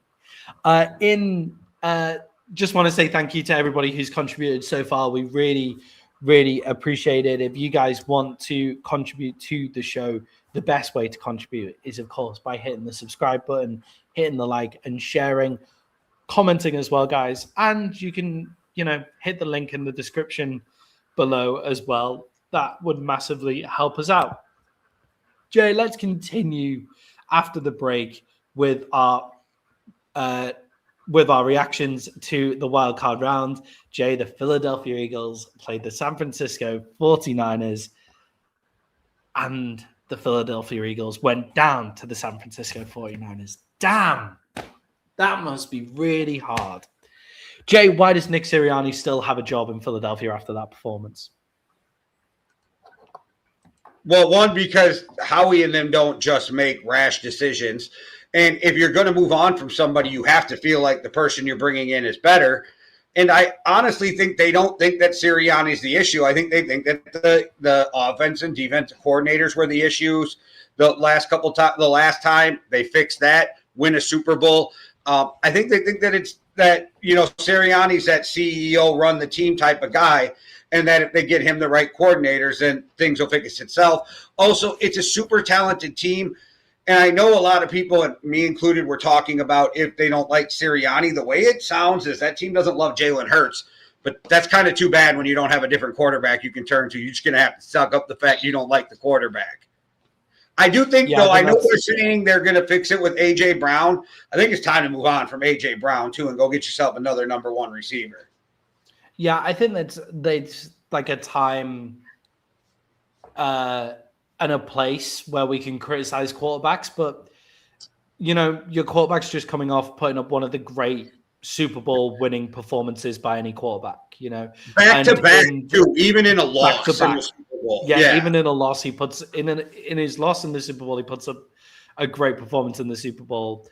In this game, I don't think that Jalen Hurts was the problem. In this one, I think, again, it's just completely stale offensive play calling, which I think Nick Sirianni has to take some blame for. He said he was going to step in and help out on the offense, and he didn't. So there has to be a point where that offensive head coach is able to step in and make the team better in kind of coordinating. If your coordinator is not doing well, there has to be a fix that you have there. So I think Nick Sirianni, I agree. I don't think they should fire him. He's just coming off the Super Bowl. I also think, Jalen Hurts, like if that's the guy that they don't like, Nick Sirianni needs to do a good job, and he needs Howie Roseman to help him out by moving the players out who are being toxic to that environment. And I think A.J. Brown is being toxic to that environment. If we're getting a lot of stuff out about Jalen Hurts is a $50 million a year quarterback. He's won a Super Bowl. He's put together two historic Super Bowl performances as well. So he is really Nick Sirianni needs to be able to gel those guys together, but Howie Roseman has to help him out by taking out the toxic people in the room as well. So I think give Nick Sirianni another year. That makes total sense to me.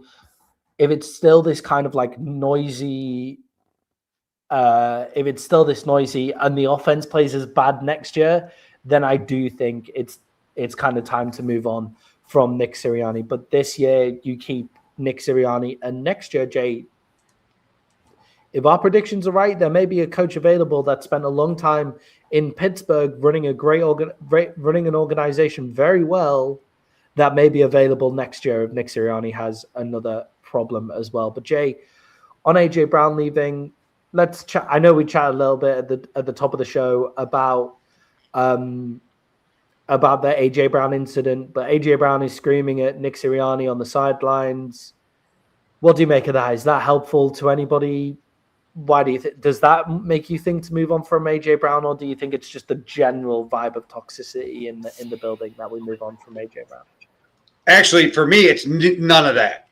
Why you move on, but I don't think the coach and the player are yelling at each other on the sideline is a problem. I really don't. As long as they have a respect for each other. Do I think A.J. Brown is unhappy there? I do. I think he seems disgruntled at times. But the reason I think you move on is because what we've seen is, one, he's not the fastest guy, and he never has been, and his separation isn't the greatest. It's because he can box you out and he can catch balls. And there is teams that can defend size. It's really hard to defend speed, right? And I think you could get a better number one at this point. I don't think, like I said with DK, I don't think A.J. Brown is a top 10. Now, I said DK top 15, but I don't think A.J. Brown's a top 10 receiver anymore. And I think Smith is a great number two. So I think if you can figure out a way to get it something to move on from A.J. Brown and replace him with a faster number one, I say you do it. But that's not to take a shot at him and say he still can't play and that he's not worth anything. I just think that you're in a division two where you have corners who can defend size, but speed kills them. And we've seen it with A.J. Brown that it's easier to defend size than speed. Yeah, I think with wide receivers like A.J. Brown and DK Metcalf, like I agree with you, the league is getting bigger and bigger and bigger. So at cornerback, you are getting guys who are just bigger and faster and stronger than cornerbacks have ever been before. So like guys like Nick Emenwari coming out of the draft into Seattle are shutting down those huge body wide receivers as well. I think A.J. Brown, I think if he goes to another team where they have a speed option and they have less completely bland play calling, I think the bland play calling goes against guys like A.J. Brown and DK Metcalf. You need some interesting play calling to get those guys open and scheme them open and then get yards after the catch or big body plays and stuff like that as well. And I think the bland stuff doesn't help them. Plus, if the Eagles get rid of him, who knows how much you can get for A.J. Brown, but coming out as a wide receiver in the draft, they can get a guy like Mekhi Lemon if he falls out of USC, if he falls a bit in the first round. They can get guys like Denzel Boston out of Washington as well, like at wide receiver. You've already got Devontae Smith. That's fine. Like you've already got Devontae Smith. Go get a rookie at wide receiver on the other side as well. And I agree with you. They can get rid of A.J. Brown now. And I do think I do just think like getting tweets out there like about being unhappy and all of that kind of stuff just brings unnecessary stuff on that I don't think is an entire problem, but it doesn't help when you're also not like completely amazing in the organization as well. Jay, let's just chat a little bit about the offensive struggles just quickly and why the offense was struggling, because Jalen Hurts has got quite a bit of hate, I think, in the media, and I don't think it's necessarily justified. Why did the Eagles struggle offensively against this 49ers defense that isn't great when Saquon Barkley is also rushing for over 100 yards, which he hasn't been? Like Saquon Barkley was having his way with the 49ers defense. What happened to the Eagles offense in that second quarter? There was 3 or 4 times in the group chat where Hitman, who is an Eagles fan for anybody watching, jumps in while we're at commercial. Eagles are about to take the ball, and he literally calls every play they're going to run and then punt. And he fucking was right like 3 times. Yeah. Like, that's the problem. When your fan base can text in a group chat exactly what you're going to do before you even get back from commercial, there is a problem.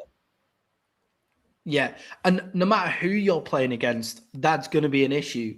But when Rob Saleh is the defensive coordinator on the other side of the ball, you're going to be screwed. Like, Rob Saleh could have taken a college team and coached them well enough to be like to go if he knows exactly what you're going to call. Like, if he knows exactly what you'll call, the Jimmies and the Joes obviously do matter, but they don't matter that much when you can just put 3 Jimmies in one place because your Joes are so predictable, you know? Like, he had 3 guys there to tackle on every single play because he knew what was going to happen. Like, Robert Saleh was just looking at it and just went, yeah, I'm just going to, it doesn't matter how much better they are than me. I'm just going to put them here. And Jay, I thought, to be honest, I was watching it, and as I was watching Saquon Barkley like take chunk after chunk after chunk out, I was just like, just run the fucking ball. Like, get Saquon Barkley 200 yards because your pass it's the first time you've had a run game this season, and your pass game offense is staler than a piece of bread that's been left out for like 20 days back to back to back. It's just a completely stale passing game. And I'm very glad for Philadelphia Eagles fans that they've sacked their offensive coordinator, because that was horrific.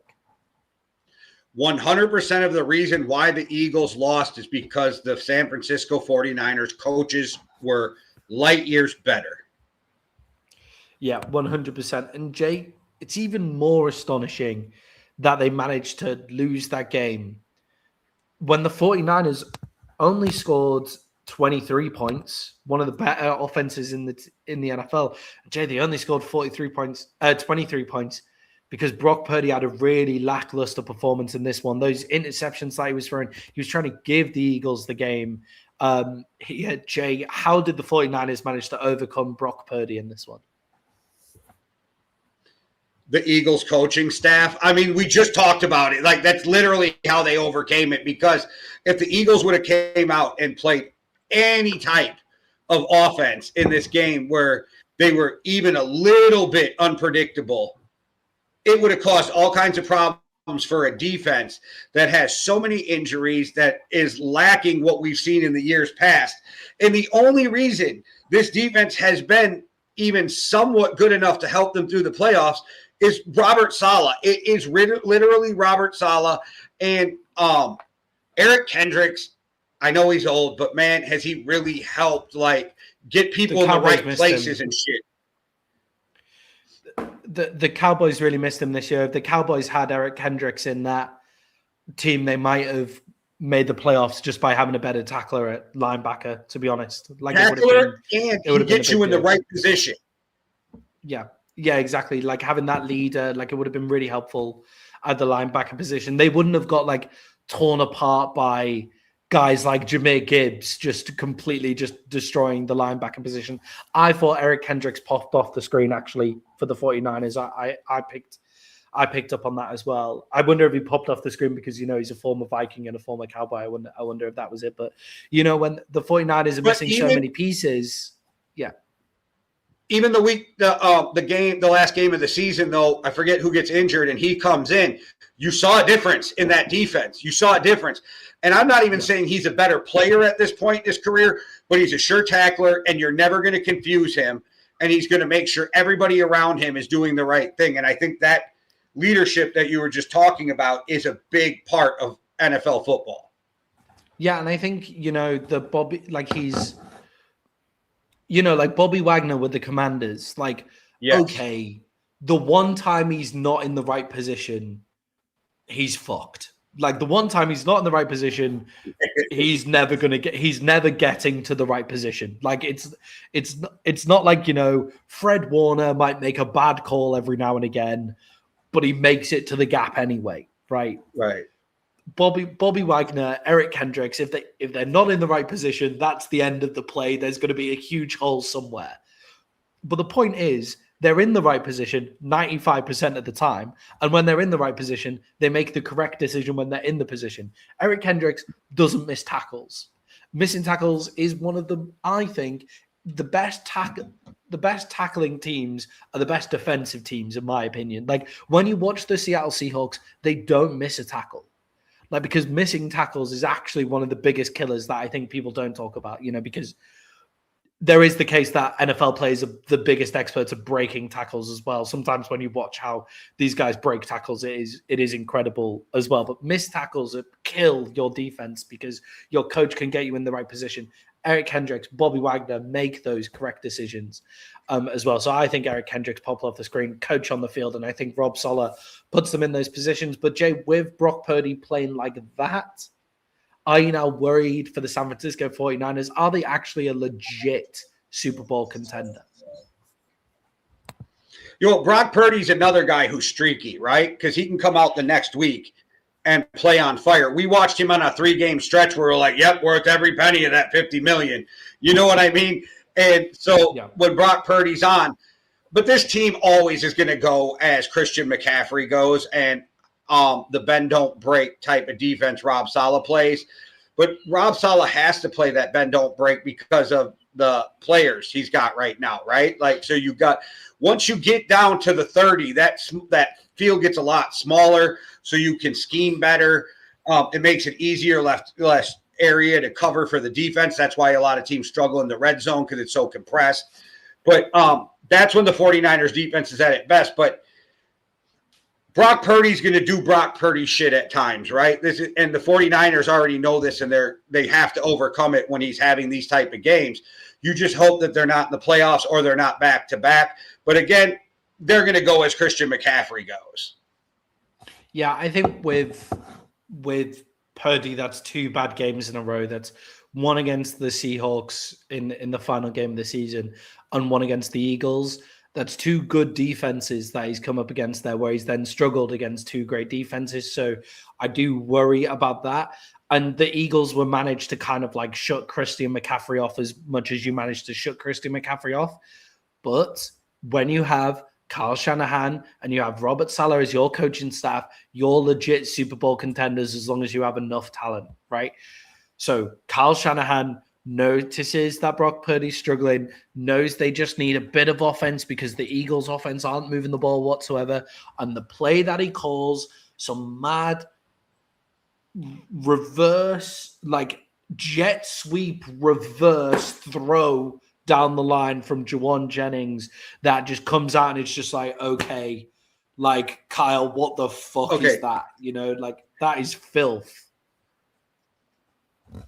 I have to say, they're giving Juwan Jennings love for that throw. And for a receiver, yes, good throw. But if that's not Christian McCaffrey, that's probably not a completion.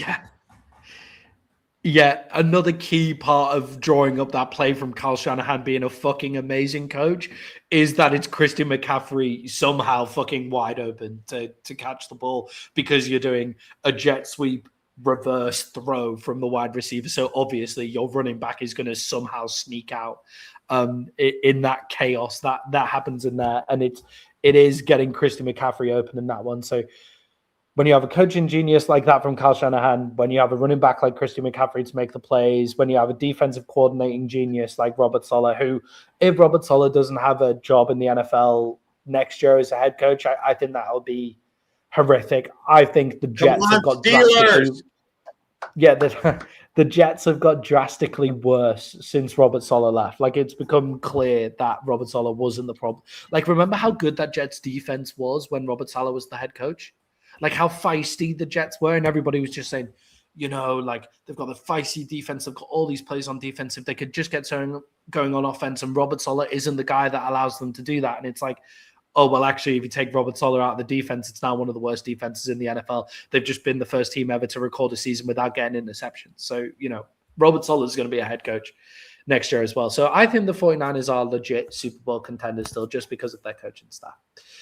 Jay, the New York Patriots went up against the Los Angeles Chargers. And Jay, why can't Justin Herbert deliver in the playoffs? It's time to give Justin Herbert some hate for not being able to deliver. I have been waiting to say this since the game. Drake May is what they all thought Justin Herbert was going to be. Drake May is what they thought Justin Herbert was going to be. That's what it is. Justin Herbert gets a pass every time. I think we have to start questioning, is Justin Herbert a bust? Is he? Because I don't see him making that team better. And how is a guy that's that fucking talented, and yeah, he is super talented, how is he not making that team that much better where we question it? But again, I don't want to crush him too bad after I just said that, because for the Chargers, this was a win for the season. They are definitely in a rebuild and still made it to the playoffs and played tough. I still question Justin Herbert. Me saying that does not mean I don't think he has the talent to be great, because I do, and that's why he pisses me off. If I didn't think he was talented enough, I would have just already, but washed my hands and not gave a shit. But he pisses me off because I see all this talent, but it's not translating to the field. Yeah, when you look at Justin Herbert's career numbers, like, they are very good. Like, Justin Herbert over the entirety of his career, he's just thrown for nearly 4,000 yards in a team where, both tackles have been missing and stuff. And Jim Harbaugh likes to throw the ball a lot. When you look over his career stats, it's very good, but he doesn't have playoff wins. Like he's yet. Did they So win last year? why is it that beat Kirk the Jets? Cousins got killed for the same thing, Exactly. but Justin Herbert doesn't? And Kirk Cousins was a 4th-round pick, and Justin Herbert was what, the 5th overall pick or whatever the fuck it was? 4th? 6th, was it after 2? Was it 2 or all? Here I he is. thought He's Herbert the went 6th and then pick. Tua went after, but I could be wrong. He's the 6th pick in the 2020 draft. Oh, the Dolphins. And The Dolphins took Tua over Herbert at 5. the Dolphins took Tua my- over Herbert. Yeah, the Dolphins took Tua over Herbert. Oh, yeah, that's ouch. that's Okay. rough. The reason why Justin Herbert doesn't get the same amount of hate that Kirk Cousins get, it's because Justin Herbert is 6'4" and has blonde hair. That's why. But you know, it's with Justin Herbert. I believe that Justin Herbert is a very good quarterback. I don't believe that Justin Herbert is a very good quarterback in the Chargers anymore, because we've just seen it over and over again. And I'm now, no matter what offensive line you put out there, 3 points is not good enough in a playoff game. Only scoring 3 points in a playoff game is just simply not good enough. Like, whatever offensive line that you put out there, because even the guys that your backup tackles, they're NFL players, man. Like, they're not like bums that you've just picked up off the street. They're the backup tackles in the NFL. Actually, the left tackle, I forget his name. The left tackle got the highest PFF grade in the game for the Chargers. Oh no, sorry. On the offensive side of the ball.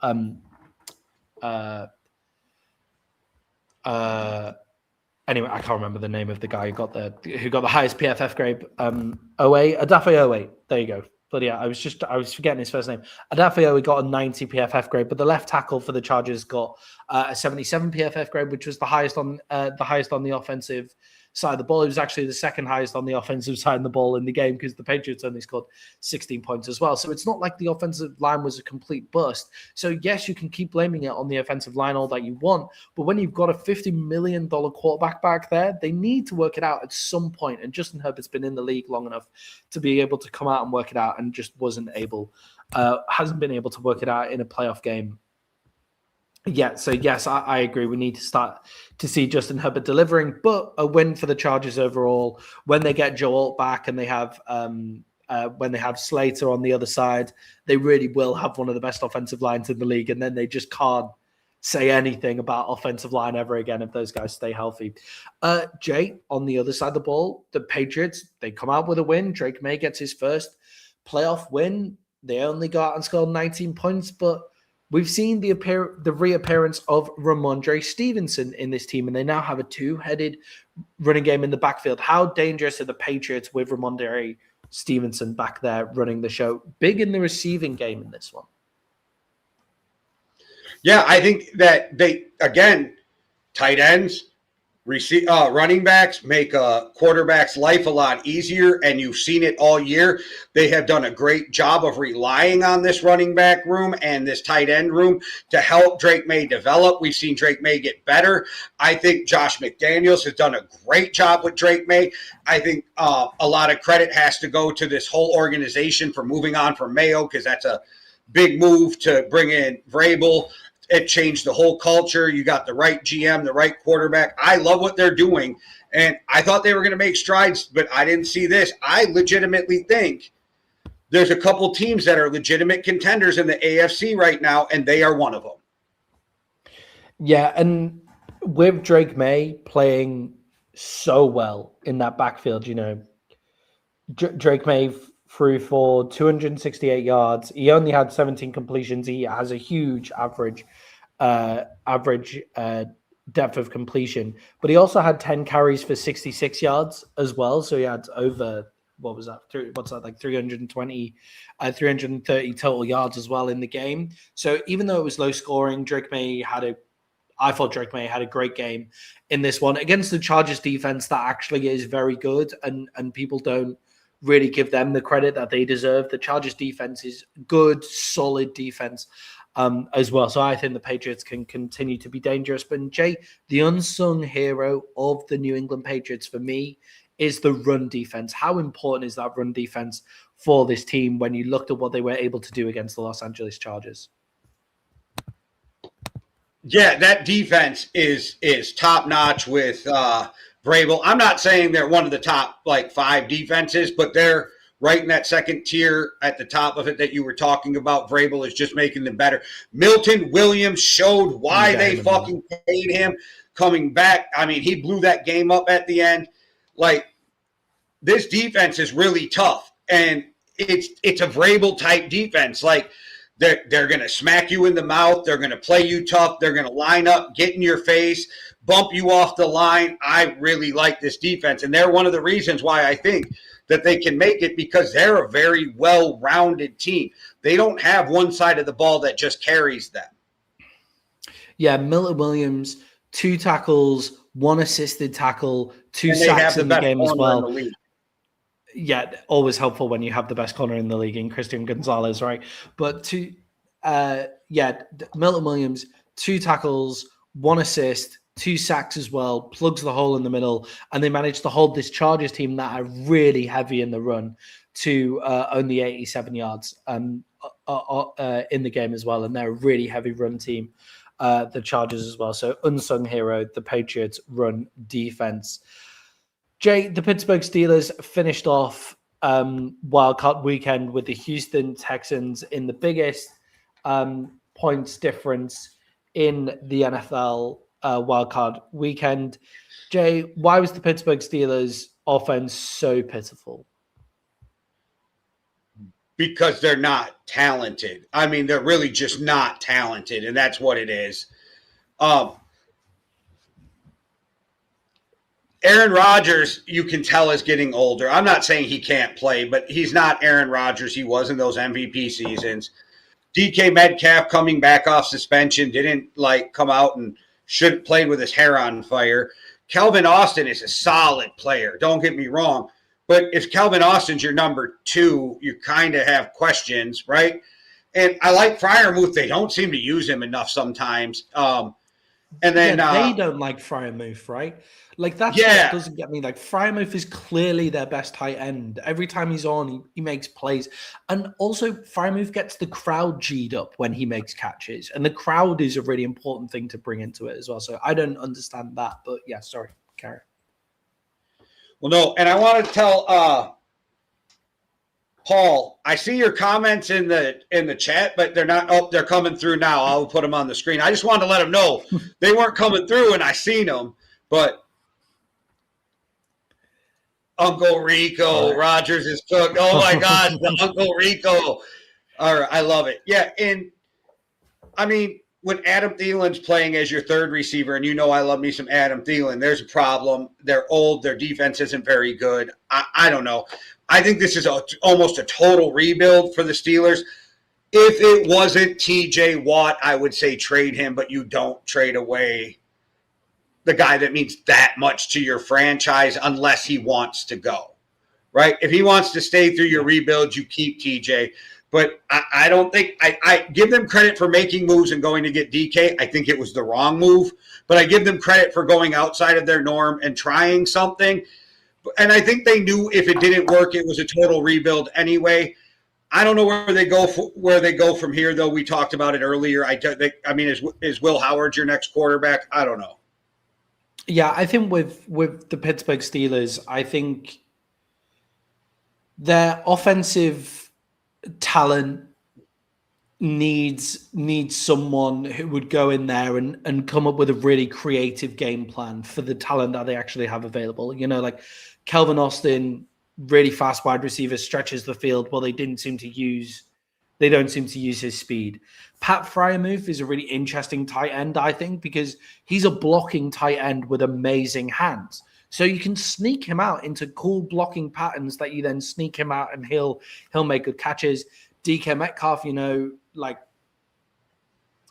coming to the end of the peak of his powers, but gets a lot of yards after the catch if you can get him into open positions, can really go up there and make those big one-on-one catches. Still doesn't get a lot of separation. But then their running back room, it's Jalen Warren and Kenneth Gainwell. When you have those two running backs, I expect a more creative running game then. Run it up the middle, Steelers football, run it up the middle, start with both of them in the backfield and have reverses, flips, all of that kind of stuff. Like Aaron Rodgers can create and get the ball out of his hands in under 2 seconds. When the Steelers offense at the start of the season was playing quite well, Aaron Rodgers was getting the ball out of his hands in around 2 seconds. And you could do that with Gainwell and Warren and stuff like that as well. So I think Mike Tomlin almost was hampering them from having a really creative offensive game plan. Do you think it might have been Rodgers hampering them because he doesn't like motion? He doesn't like complexity. He wants it to be that simple West Coast offense, get up there. And the West Coast offense has evolved so much that he still wants it to be the old Mike Holmgren West Coast offense that Mike McCarthy ran early days in the Packers, right? He got mad at McCarthy as he was evolving that offense in Green Bay. He didn't like LaFleur to mess with it. So it makes me, they bring in Hackett in New York just so they can run that same offense. It makes me wonder if Aaron Rodgers hampered them. And when we talked about it, besides it being J.J. McCarthy needing to see what he had, when they talked about him coming to Minnesota, that was my big gripe. Is like, he's not going to want to run Kevin O'Connell's offense. He's going to want to do that basic ass shit. So it makes me wonder if that had something to do with Aaron Rodgers being there also. Yeah, so you've got like two guys in there that just don't want this really expansive game plan, and the Steelers just didn't run it. But the other side of this is, Jay, they did come against probably the best defense in the league. When you look at the Houston Texans, at least the best defense still in the playoffs as well. The Houston Texans defense absolutely demolished them when they came out. Jay, how far can the Texans defense carry CJ Stroud if he continues to play like this? Because there has to be some questions asked about CJ Stroud now as well. Like, we can blame it on the offensive line a little bit, but some of those interceptions were ugly. Those fumbles were coming off him trying to do too much. When the offensive line isn't giving you that time. He had 2 fumbles and 1 interception as well, I believe, in this game. So can the Texans defense carry, and can CJ Stroud improve his game? So CJ Stroud does not have to be electric for them to win most games. He just has to not turn the ball over, make good decisions, that type of thing. This defense is electric. I mean, you got Will Anderson, you got Danielle Hunter coming off the edges, you got D tackles pushing the front of the pocket, you got Stingley, who people were like, you can't take him over Sauce Gardner. Really? Because it seems like they made the right decision. You got Matt Burke and DeMeco Ryan creating a defense that, and what's so impressive, they're not that exotic. They just line up and like, we're better than you, good luck. And that's what's really impressive about them too. And so I think that they can survive on defense without Stroud playing great, but you can't have turnovers. And in this next game, you need something out of CJ. This ain't a regular season game. So that's where I'm at with CJ Stroud. Most of the time you can win if he doesn't turn the ball over. I think you need something more out of him in the playoffs.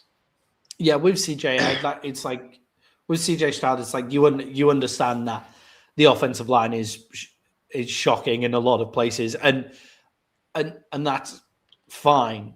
But you just throw the ball away. Like that's what you need to do. Like the Houston Texans are getting the big plays. Like, take the sack even. The Houston Texans are actually getting some pretty big plays out their offense if they block it all up. They keep on taking negative plays. CJ Stroud can't keep having the negative plays over and over again. And turnovers are killer when your defense is really just taking over as well. So I think the Texans are playing with house money, to be honest. I don't think when people saw their offensive line coming into the season, I definitely didn't think they'd be here going into the divisional round with the offensive line that they started this season with, and with CJ Stroud getting injured at the start of the season as well. So I think they're probably playing with house money, although they do have one of the best defenses, and when defense wins championships. Yeah, it's going to be a fun weekend in the divisional round. Yeah, and let's move on to that divisional round. So our divisional round previews, guys, where we preview all the divisional rounds and we give you our best bets on. We give you our bets for the divisional round. There's only 4 games, so there's no point giving the best bets. We'll just give you the bets, right? So the Denver Broncos are at home to the Buffalo Bills. The Denver Broncos are 1.5-point favorites. Jay, will the bye week have helped or hindered the Denver Broncos? I think it helps them because your defense doesn't get affected as much by a bye week, and they're not an offensive juggernaut by any means. Also, you got to remember Bo Nix is a guy who played a lot of postseason college games, and there is big weights between those games. So I think it'll affect these guys who go into these college playoffs now. I think these buys are going to help them and not hurt them in ways that we had seen it hurt in the past because they're used to bigger gaps between games. For me, I think that the bigger question is it going to affect the offense? Because for the Denver Broncos, if it affects the offense, that's when it becomes a problem. I don't think it'll affect this defense. Yeah, I definitely don't think it affects the defense whatsoever. The defense can kind of only get helped, really. I think maybe it affects them in things like the study room.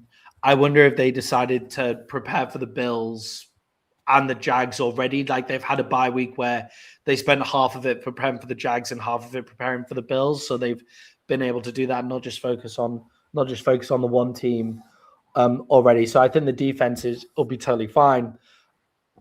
I don't worry about Bo Nix either coming out, or really the offense coming out. I think Sean Payton has played in loads of these playoff games, so we'll have them ready and firing. Bo Nix, as we were talking about earlier in the podcast, these quarterbacks from college who are coming out with loads of games under their belt, they're pretty great pros now, especially going into their second year of NFL football. I don't think Bo Nix will be found out by that. But Jay, the problem with the Denver Broncos all season is they've been starting really slow and they've relied on the fourth quarter. So can they, with the bye week, be able to start quickly? What do you think? Do you think we'll see a quick start in Denver Broncos and not have to rely on the fourth quarter? Because, Jay, if it's going down to Bo Nix versus Josh Allen in the fourth quarter, look, fourth quarter Bo Nix is amazing, but fourth quarter Josh Allen is unbelievable. And that's where we go with this for me, okay?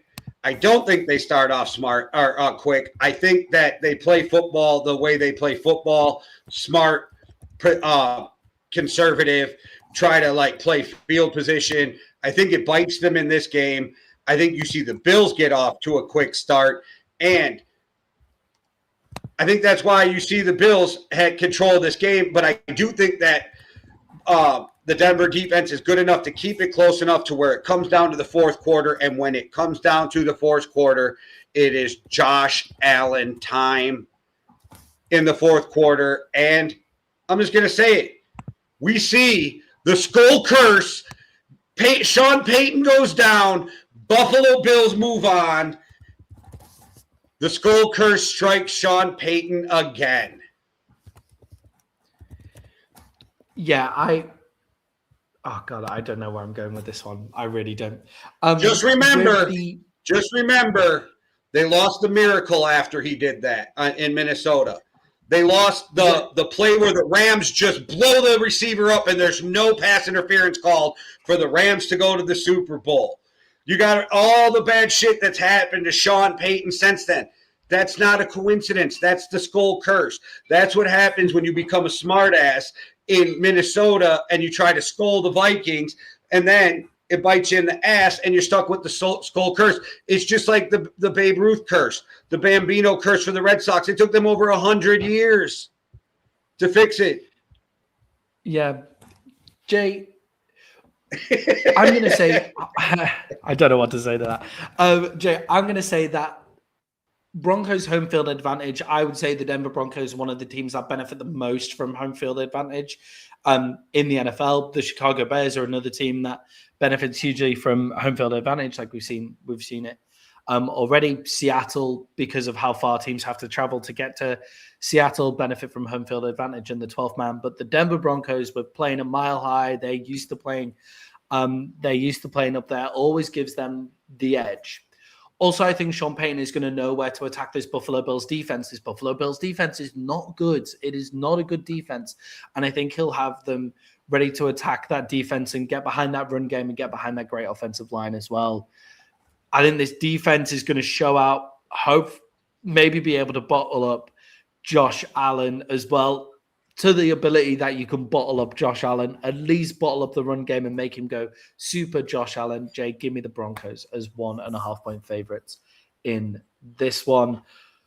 But I'm not confident in it. I'm not confident in that one whatsoever.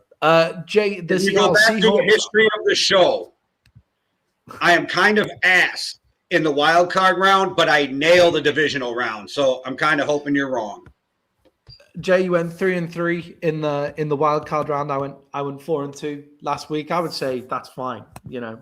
That's fine. You need to see how everybody's getting into the playoffs. You need to feel that water, and then you make it on the divisional round. Jay, the Seattle Seahawks are the number 1 seed from the NFC, go up against the San Francisco 49ers. Jay, the bye for Seattle, I also think will be helpful as well. Where can San Francisco attack the Seattle Seahawks defense? Because their defense is stellar as well. So where's Kyle Shanahan going to look to attack? Well, I think the bye is an hindrance. If you look at Sam Darnold after byes, he's complete ass through his career. So I think that's a problem going in. I think Kyle Shanahan attacks this defense through Christian McCaffrey, because that's what you do. But I also think that he does enough motion and trickery where his offense is predicated on making simple things look difficult for the defense.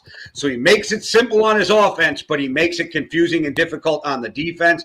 I think that's where they get it. But both of these teams know each other so well because they're divisional opponents, that this is one of those games where there's not a ton of ways you're going to trick teams anymore, and they know each other. They're going to just line up, and I don't think anybody's going to be shocked, and I think we're going to have a really close game down to the end of this game.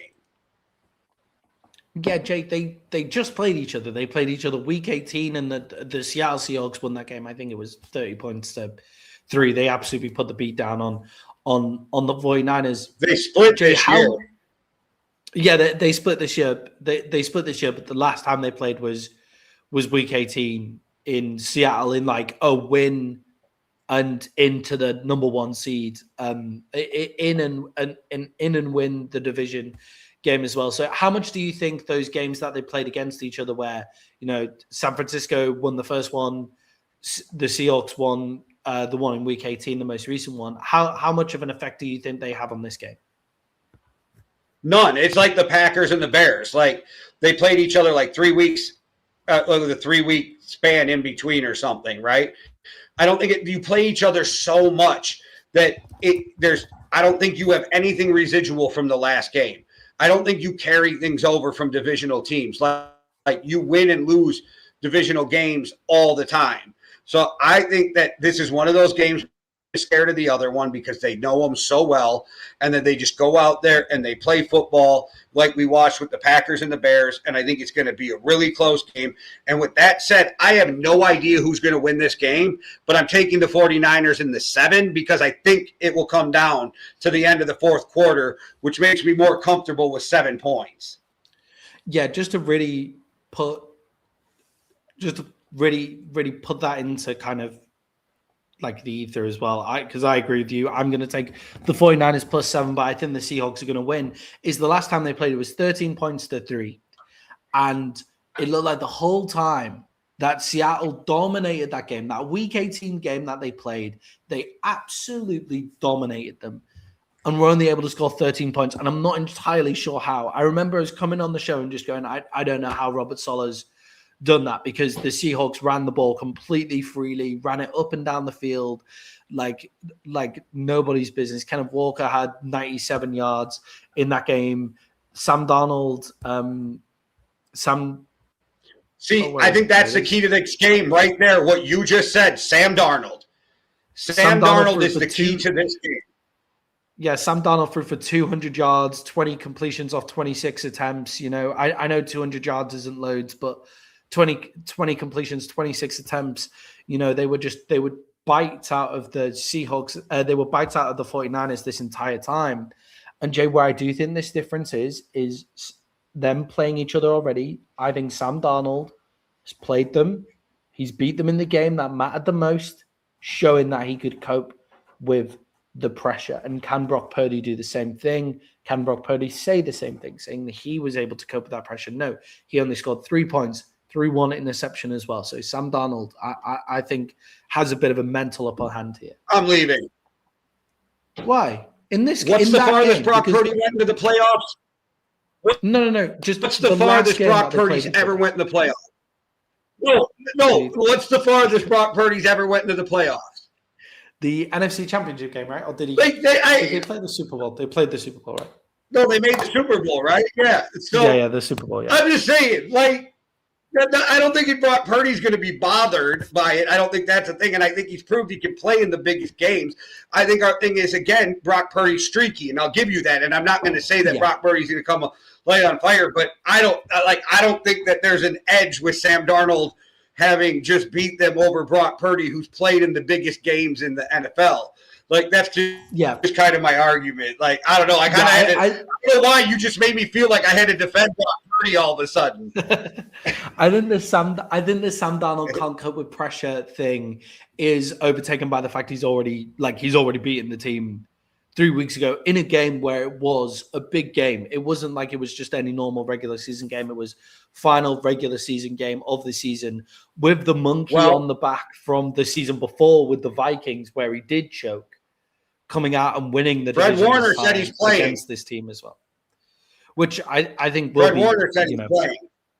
That which will be big as well. Jay, I think the Seahawks are going to win, but I think it's good to bet that I'll be within 7. I was surprised when I saw the spread was 7 in this one, so give me the Seahawks in that one as well. I don't think Fred Warner's going to play, but he said he's going to. But I don't think Shanahan lets him. Why wouldn't Shanahan let him? Because they just opened his window and Shanahan said, no, he's not playing. And then Fred Warner comes out and says, I'm playing. I don't think Shanahan's going to let him. I don't think they're going to let him play. Yeah, I don't think they'll let him play considering he's definitely still hurt. And he's clearly hard. I think he'll play in nails, and they would like him for next season. And I think if they make the Super Bowl, he'll play. But I don't think he'll play unless because his window's open, so they get him another 3 weeks. Then so I could see that, but I don't think he's playing this week. Yeah, it sounds like he's not far off, but he's still way too hurt for his window just to have been opened as well. Jay, the New England Patriots are 3-point favorites against the Houston Texans. Jay, how will Drake May continue to impress taking on this Houston Texans defense? Because this defense is unbelievable. This is what I think will happen and will impress me. I think Drake May will make the right decisions well under pressure. And I think if you have a quarterback who makes the right decisions under pressure, it gives you a real chance to win a game, even up against these great defenses. And I think one of Drake May's many superpowers is that he has a real feel for the game and he doesn't make a lot of bad decisions. Yeah, and I think that's the key to winning this game, right? I think what Vrabel will be instilling in him in this game, and Josh McDaniel will be like, look, man, you don't actually need to play crazy against this defense. You just don't turn the ball over. Don't give them the turnovers that they're so desperately coming after you for. We'll run the ball. We'll try and control the game. Because on the other side of the ball, Jay, the Texans, they can't get a big passing game going. Christian Gonzalez will be able to shut down Nico Collins. And then they're going to struggle to get that run game going against the Patriots run defense that we've already spoke about on the show. And the thing that managed to carry the Texans to any semblance of of offense last week is they got two turnover touchdowns, where one of them was, by the way, we didn't talk about this, but that one where the D tackle just comes in, picks the ball off the floor and then runs it in. That's a complete lack of effort on the Steelers offensive line, like not turning around and jumping on the ball. The fact that a D tackle can just walk over and pick it up off the floor and run it in as well. But the Texans were able to get a semblance of offensive production out of their defense, which Drake May just can't allow them to do. And then they got 106 yards from Woody Marks as well on the ground, which I don't think the Patriots are going to allow them to do as well. So, Jay, I agree with you. Drake May just has to be careful with the ball in this one, and they'll come away with the win. All right, well, to make it easy on you, I am taking New England to cover the 3. Yeah, Jay, I'm also taking New England to cover the 3 in this one.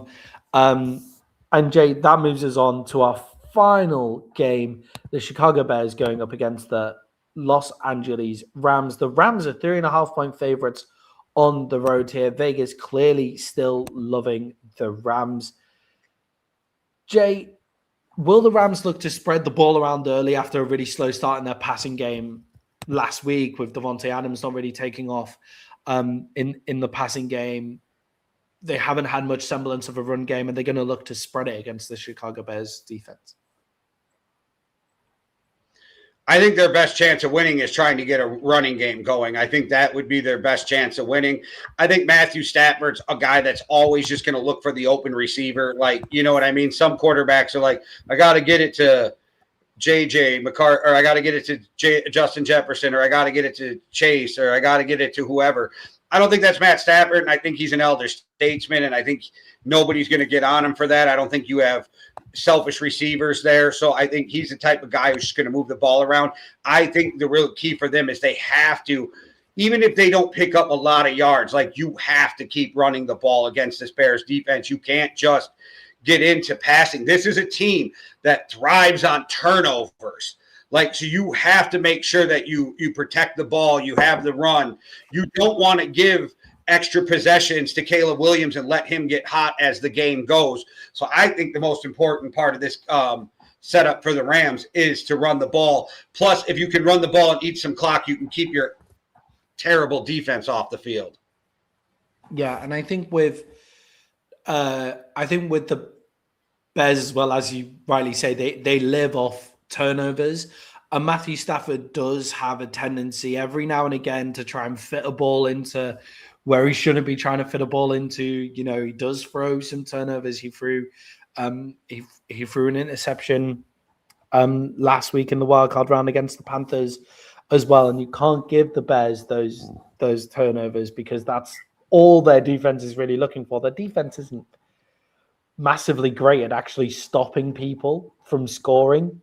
The way it stops you is by getting the ball off you. That's the way.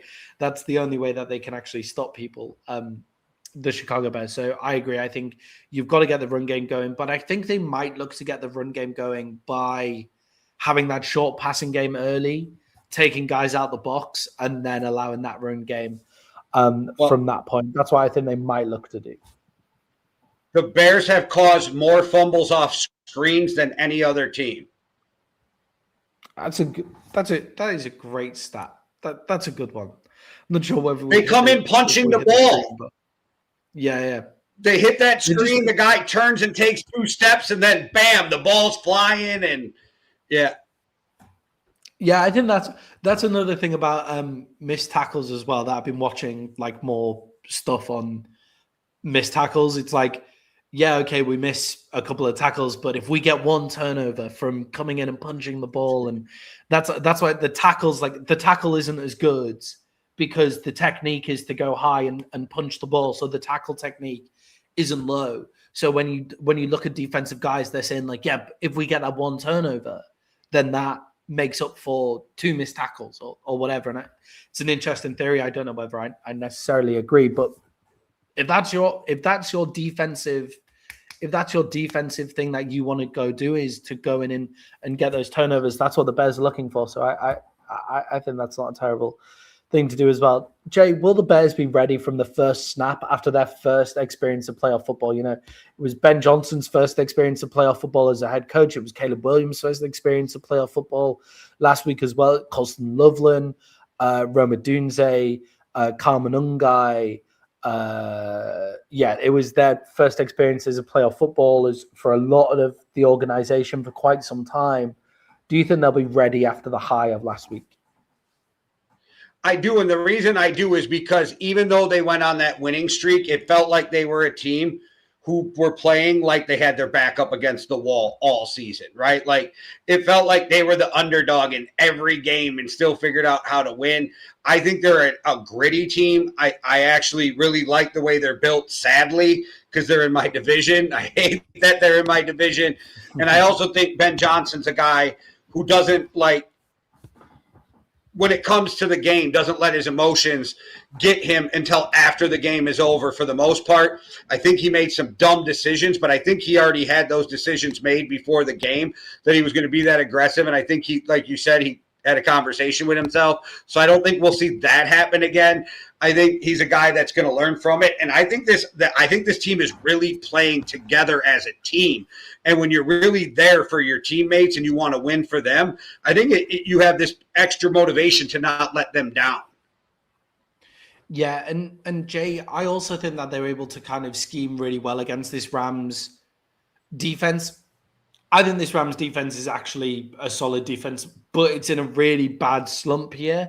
And I think with the DBs and the way that they match up with Roma Dunze, DJ Moore, Colston Loveland, I think there's going to be a lot for Caleb. I think there's going to be a lot for Caleb Williams over the middle here, which is the place where he's the most accurate. Weirdly, it's the place where he's the most accurate after he rolls out the pocket. He's then really accurate over the middle rather than outside the numbers, which is really weird. But, you know, he can make those throws over the middle. And if he can do that consistently, if he can just put it on guys and get that completion percentage up, then I think that will be huge for them. And I think the Rams live off creating negative plays through Poona Ford, Jared Verse, Brandon Fisk. Caleb Williams doesn't actually give you negative plays in terms of sacks. Also, I want to bring this up because I feel like I'm talking you out of something here, but because I think I know where you're going to go. But 14 degrees at kickoff, which is negative 10 Celsius, with whipping winds through Soldier Field. LA's got to come and play in this cold. Ben Johnson's been making them practice in this cold for a month now. I don't know if you think that matters. I think it matters. I walked outside. It was 16 degrees today to go to work, and I was like, fuck this, and why do I live somewhere where my face hurts? It's the same for me as well. Like walking to go teach today, it was like minus 10 outside. I was like, this is horrific. This is very cold and it's very, very gray. But that whipping wind and stuff like that. Now the Rams having to come and play outside in that, fine.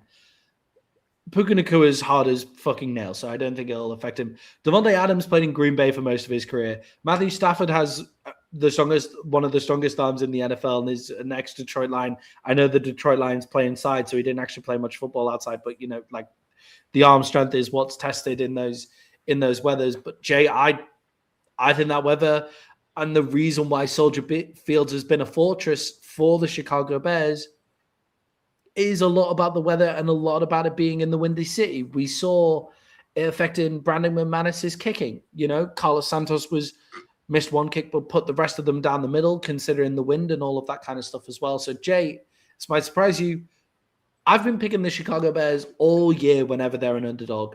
They're an underdog in this one by 3.5 points. So give me the Chicago Bears in this one at home. I'm taking the Chicago Bears, and I think they'll win. I actually do think they win this game as well.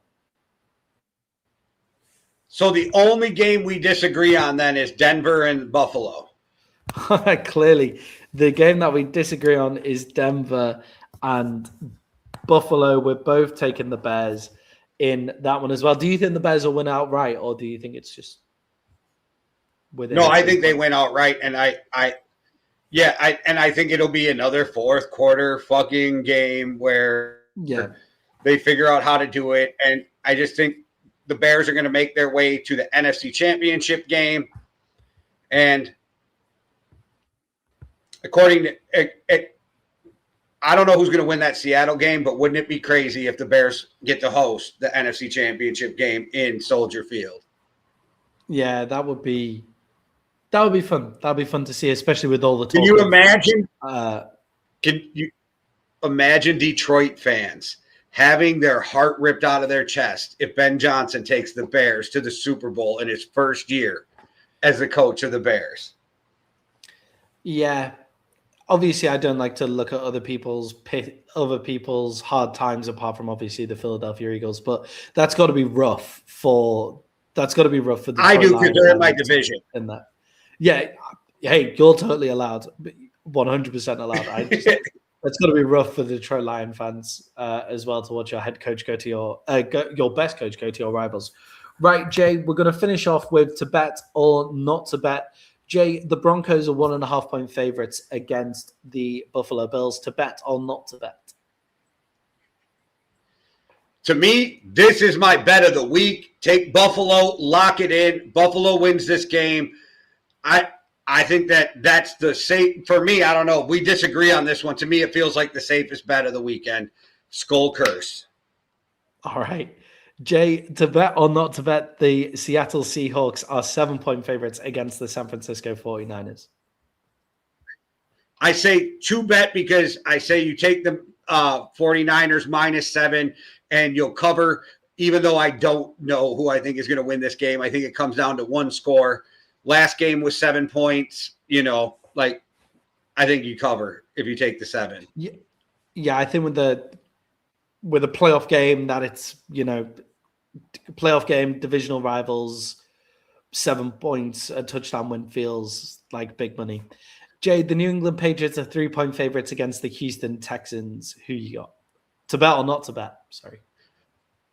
I do think that the Patriots will cover, but I'm not betting this. I'm not betting this because the Texans defense is nasty. Drake May's playoff rookie, even though he's got one game. I don't know. Anything could happen in this game. I'm not betting this. And finally, Jay, the Bears are going up against the Rams. The Rams are 3.5 point favorites on the road. To bet or not to bet? Stay the fuck away from this game. The Rams could win this by 10. The Bears could win this by 10. Stay away from this game. Yeah, I agree with you on that one. All right, guys. Thank you so much for tuning into the show. It's been a long one, so if you've been with us the whole time, if you're just dropping in, then thank you so much. Remember to like and subscribe. And if you can, then feel free to buy us a coffee. Really appreciate it. We'll be back to you next week with reactions on what I'm sure will be an amazing divisional round. And Jay, send us out like you always do. All right, everybody. Thanks for watching. We really appreciate it. We got 7 shows running, so just hit that notification button, hit the like and subscribe. Be a friend, tell a friend, share the content. One world, one love. Deuces. Cheerio.